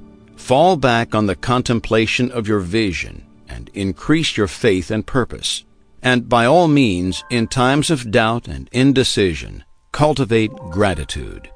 A day or two spent in contemplating the vision of what you want and in earnest thanksgiving that you are getting it will bring your mind into such close relationship with the Supreme that you will make no mistake when you do act. There is a mind which knows all there is to know, and you can come into close unity with this mind by faith and the purpose to advance in life if you have deep gratitude. Mistakes come from acting hastily, or from acting in fear or doubt, or in forgetfulness of the right motive, which is more life to all and less to none. As you go on in the certain way, opportunities will come to you in increasing number, and you will need to be very steady in your faith and purpose, and to keep in close touch with the All-Mind by reverent gratitude. Do all that you can do in a perfect manner every day, but do it without haste, worry, or fear. Go as fast as you can, but never hurry. Remember that in the moment you begin to hurry, you cease to be a creator and become a competitor. You drop back upon the old plane again. Whenever you find yourself hurrying, call a halt. Fix your attention on the mental image of the thing you want, and begin to give thanks that you are getting it. The exercise of gratitude will never fail to strengthen your faith and renew your purpose. The Science of Getting Rich. Chapter 14. The Impression of Increase. Whether you change your vocation or not, your actions for the present must be those pertaining to the business in which you are now engaged. You can get into the business you want by making constructive use of the business you are already established in, by doing your daily work in a certain way. And insofar as your business consists in dealing with other men, whether personally or by letter, the key thought of all your efforts must be to convey to their minds the impression of increase. Increase is what all men and all women are seeking. It is the urge of the formless intelligence within them, seeking fuller expression. The desire for increase is inherent in all nature. It is the fundamental impulse of the universe. All human activities are based on the desire for increase. People are seeking more food, more clothes, better shelter, more luxury, more beauty, more knowledge, more pleasure, increase in something, more life. Every living thing is under this necessity for continuous advancement. Where increase of life ceases, dissolution and death set in at once. Man instinctively knows this, and hence he is forever seeking more. This law of perpetual increase is set forth by Jesus in the parable of the talents. Only those who gain more retain any. From him who hath not shall be taken away even that which he hath. The normal desire for increased wealth is not an evil or a reprehensible thing. It is simply the desire for more abundant life. It is aspiration. And because it is the deepest instinct of their natures, all men and women are attracted to him who can give them more of the means of life. In following the certain way, as described in the foregoing pages, you are getting continuous increase for yourself, and you are giving it to all with whom you deal. You are a creative center, from which increase is given off to all. Be sure of this, and convey assurance of the fact to every man, woman, and child with whom you come in contact. No matter how small the transaction, even if it be only the selling of a stick of candy to a little child, put into it the thought of increase, and make sure that the customer is impressed with the thought. Convey the impression of advancement with everything you do, so that all people shall receive the impression that you are an advancing man, and that you advance all who deal with you, even to the people whom you meet in a social way without any thought of business, and to whom you do not try to sell anything. Give the thought of increase. You can convey this impression by holding the unshakable faith that you yourself are in the way of increase, and by letting this faith inspire, fill, and permeate every action.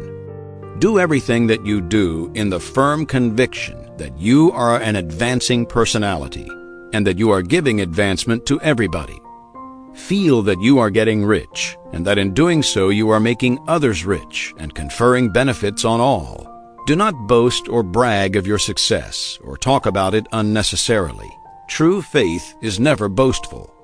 Wherever you find a boastful person, you find one who is secretly doubtful and afraid. Simply feel the faith and let it work out in every transaction. Let every act and tone and look express the quiet assurance that you are getting rich, that you are already rich. Words will not be necessary to communicate this feeling to others. They will feel the sense of increase when in your presence and will be attracted to you again. You must so impress others that they will feel that in associating with you, they will get increase for themselves. See that you give them a use value greater than the cash value you are taking from them. Take an honest pride in doing this, and let everybody know it, and you will have no lack of customers.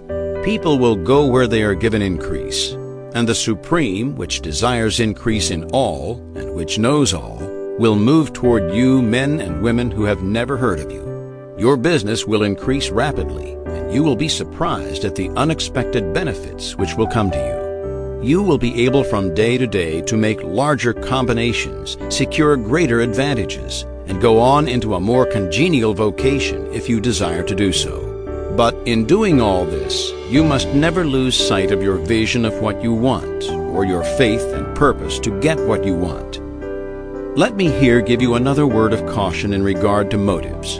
Beware of the insidious temptation to seek for power over other men. Nothing is so pleasant to the unformed or partially developed mind as the exercise of power or dominion over others.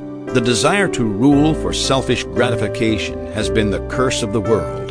For countless ages, kings and lords have drenched the earth with blood in their battles to extend their dominions. This not to seek more life for all, but to get more power for themselves. Today, the main motive in the business and industrial world is the same. Men marshal their armies of dollars and lay waste the lives and hearts of millions in the same mad scramble for power over others. Commercial kings, like political kings, are inspired by the lust for power. Jesus saw in this desire for mastery the moving impulse of that evil world he sought to overthrow. Read the 23rd chapter of Matthew and see how he pictures the lust of the Pharisees to be called master, to sit in the high places, to domineer over others, and to lay burdens on the backs of the less fortunate. And note how he compares this lust for dominion with the brotherly seeking for the common good to which he calls his disciples. Look out for the temptation to seek for authority, to become a master, to be considered as one who is above the common herd, to impress others by lavish display, and so on. The mind that seeks for mastery over others is the competitive mind, and the competitive mind is not the creative one. In order to master your environment and your destiny, it is not at all necessary that you should rule over your fellow men. And indeed, when you fall into the world's struggle for the high places, you begin to be conquered by fate and environment, and your getting rich becomes a matter of chance and speculation. Beware of the competitive mind. No better statement of the principle of creative action can be formulated than the favorite declaration of the late Golden Rule Jones of Toledo. What I want for myself, I want for everybody. The Science of Getting Rich. Chapter 15. The Advancing Man. What I have said in the last chapter applies as well to the professional man and the wage earner as to the man who is engaged in mercantile business. No matter whether you are a physician, a teacher, or a clergyman, if you can give increase of life to others and make them sensible of the fact, they will be attracted to you, and you will get rich. The physician who holds the vision of himself as a great and successful healer and who works toward the complete realization of that vision with faith and purpose, as described in former chapters, will come into such close touch with the source of life that he will be phenomenally successful. Patients will come to him in throngs. No one has a greater opportunity to carry into effect the teachings of this book than the practitioner of medicine. It does not matter to which of the various schools he may belong, for the principle of healing is common to all of them and may be reached by all alike. The advancing man in medicine, who holds to a clear mental image of himself as successful and who obeys the laws of faith, purpose, and gratitude, will cure every curable case he undertakes, no matter what remedies he may use. In the field of religion, the world cries out for the clergyman who can teach his hearers the true science of abundant life. He who masters the details of the science of getting rich, together with the allied sciences of being well, of being great, and of winning love, and who teaches these details from the pulpit, will never lack for a congregation. This is the gospel that the world needs. It will give increase of life, and men will hear it gladly, and will give liberal support to the man who brings it to them. What is now needed is a demonstration of the science of life from the pulpit. We want preachers who can not only tell us how, but who in their own persons will show us how. We need the preacher who will himself be rich, healthy, great, and beloved, to teach us how to attain to these things. And when he comes, he will find a numerous and loyal following. The same is true of the teacher who can inspire the children with the faith and purpose of the advancing life. He will never be out of a job, and any teacher who has this faith and purpose can give it to his pupils. He cannot help giving it to them if it is part of his own life and practice. What is true of the teacher, preacher, and physician is true of the lawyer, dentist, real estate man, insurance agent, of everybody.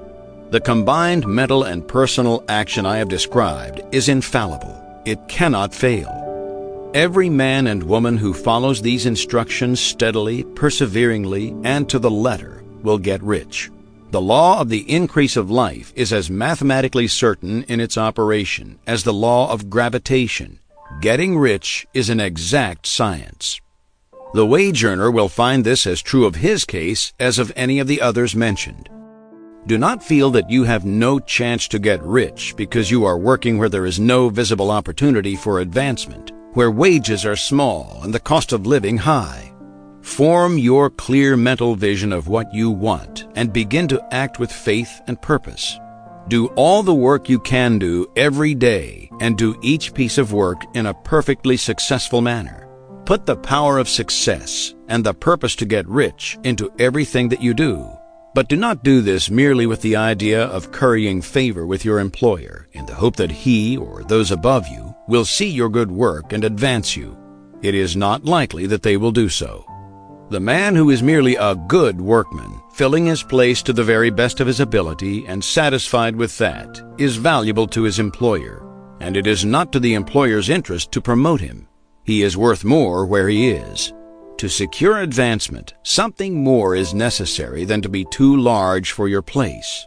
The man who is certain to advance is the one who is too big for his place and who has a clear concept of what he wants to be, who knows that he can become what he wants to be, and who is determined to be what he wants to be. Do not try to more than fill your present place with a view to pleasing your employer. Do it with the idea of advancing yourself. Hold the faith and purpose of increase during work hours, after work hours, and before work hours.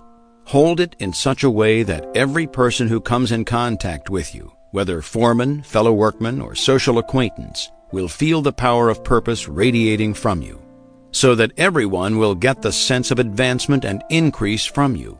Men will be attracted to you, and if there is no possibility for advancement in your present job, you will very soon see an opportunity to take another job. There is a power which never fails to present opportunity to the advancing man who is moving in obedience to law. God cannot help helping you if you act in a certain way. He must do so in order to help himself. There is nothing in your circumstances or in the industrial situation that can keep you down. If you cannot get rich working for the Steel Trust, you can get rich on a 10-acre farm. And if you begin to move in the certain way, you will certainly escape from the clutches of the Steel Trust and get onto the farm or wherever else you wish to be. If a few thousands of its employees would enter upon the certain way, the Steel Trust would soon be in a bad plight. It would have to give its working men more opportunity or go out of business. Nobody has to work for a trust. The trusts can keep men in so-called hopeless conditions only so long as there are men who are too ignorant to know of the science of getting rich, or too intellectually slothful to practice it. Begin this way of thinking and acting, and your faith and purpose will make you quick to see any opportunity to better your condition. Such opportunities will speedily come, for the Supreme, working in all and working for you, will bring them before you. Do not wait for an opportunity to be all that you want to be. When an opportunity to be more than you are now is presented and you feel impelled toward it, take it. It will be the first step toward a greater opportunity. There is no such thing possible in this universe as a lack of opportunities for the man who is living the advancing life. It is inherent in the constitution of the cosmos that all things shall be for him and work together for his good. And he must certainly get rich if he acts and thinks in the certain way. So let wage-earning men and women study this book with great care and enter with confidence upon the course of action it prescribes. It will not fail. The Science of Getting Rich. Chapter 17. Summary of the Science of Getting Rich. There is a thinking stuff from which all things are made, and which, in its original state, permeates, penetrates, and fills the interspaces of the universe. A thought in this substance produces the thing that is imaged by the thought. Man can form things in his thought, and by impressing his thought upon formless substance, can cause the thing he thinks about to be created. In order to do this, man must pass from the competitive to the creative mind. Otherwise, he cannot be in harmony with the formless intelligence, which is always creative and never competitive in spirit. Man may come into full harmony with the formless substance by entertaining a lively and sincere gratitude for the blessings it bestows upon him. Gratitude unifies the mind of man with the intelligence of substance, so that man's thoughts are received by the formless. Man can remain upon the creative plane only by uniting himself with the formless intelligence through a deep and continuous feeling of gratitude. Man must form a clear and definite mental image of the things he wishes to have, to do, or to become, and he must hold this mental image in his thoughts while being deeply grateful to the Supreme that all his desires are granted to him. The man who wishes to get rich must spend his leisure hours in contemplating his vision and in earnest thanksgiving that the reality is being given to him. Too much stress cannot be laid on the importance of frequent contemplation of the mental image, coupled with unwavering faith and devout gratitude. This is the process by which the impression is given to the formless and the creative forces set in motion. The creative energy works through the established channels of natural growth and of the industrial and social order.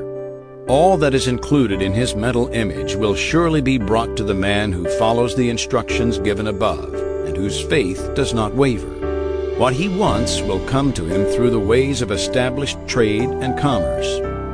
In order to receive his own when it shall come to him, man must be active. And this activity can only consist in more than filling his present place. He must keep in mind the purpose to get rich through the realization of his mental image. And he must do every day all that can be done that day, taking care to do each act in a successful manner. He must give to every man a use value in excess of the cash value he receives, so that each transaction makes for more life. And he must so hold the advancing thought that the impression of increase will be communicated to all with whom he comes in contact. The men and women who practice the foregoing instructions will certainly get rich, and the riches they receive will be in exact proportion to the definiteness of their vision, the fixity of their purpose, the steadiness of their faith, and the depth of their gratitude. This has been The Science of Getting Rich, written by Wallace D. Wattles. The end.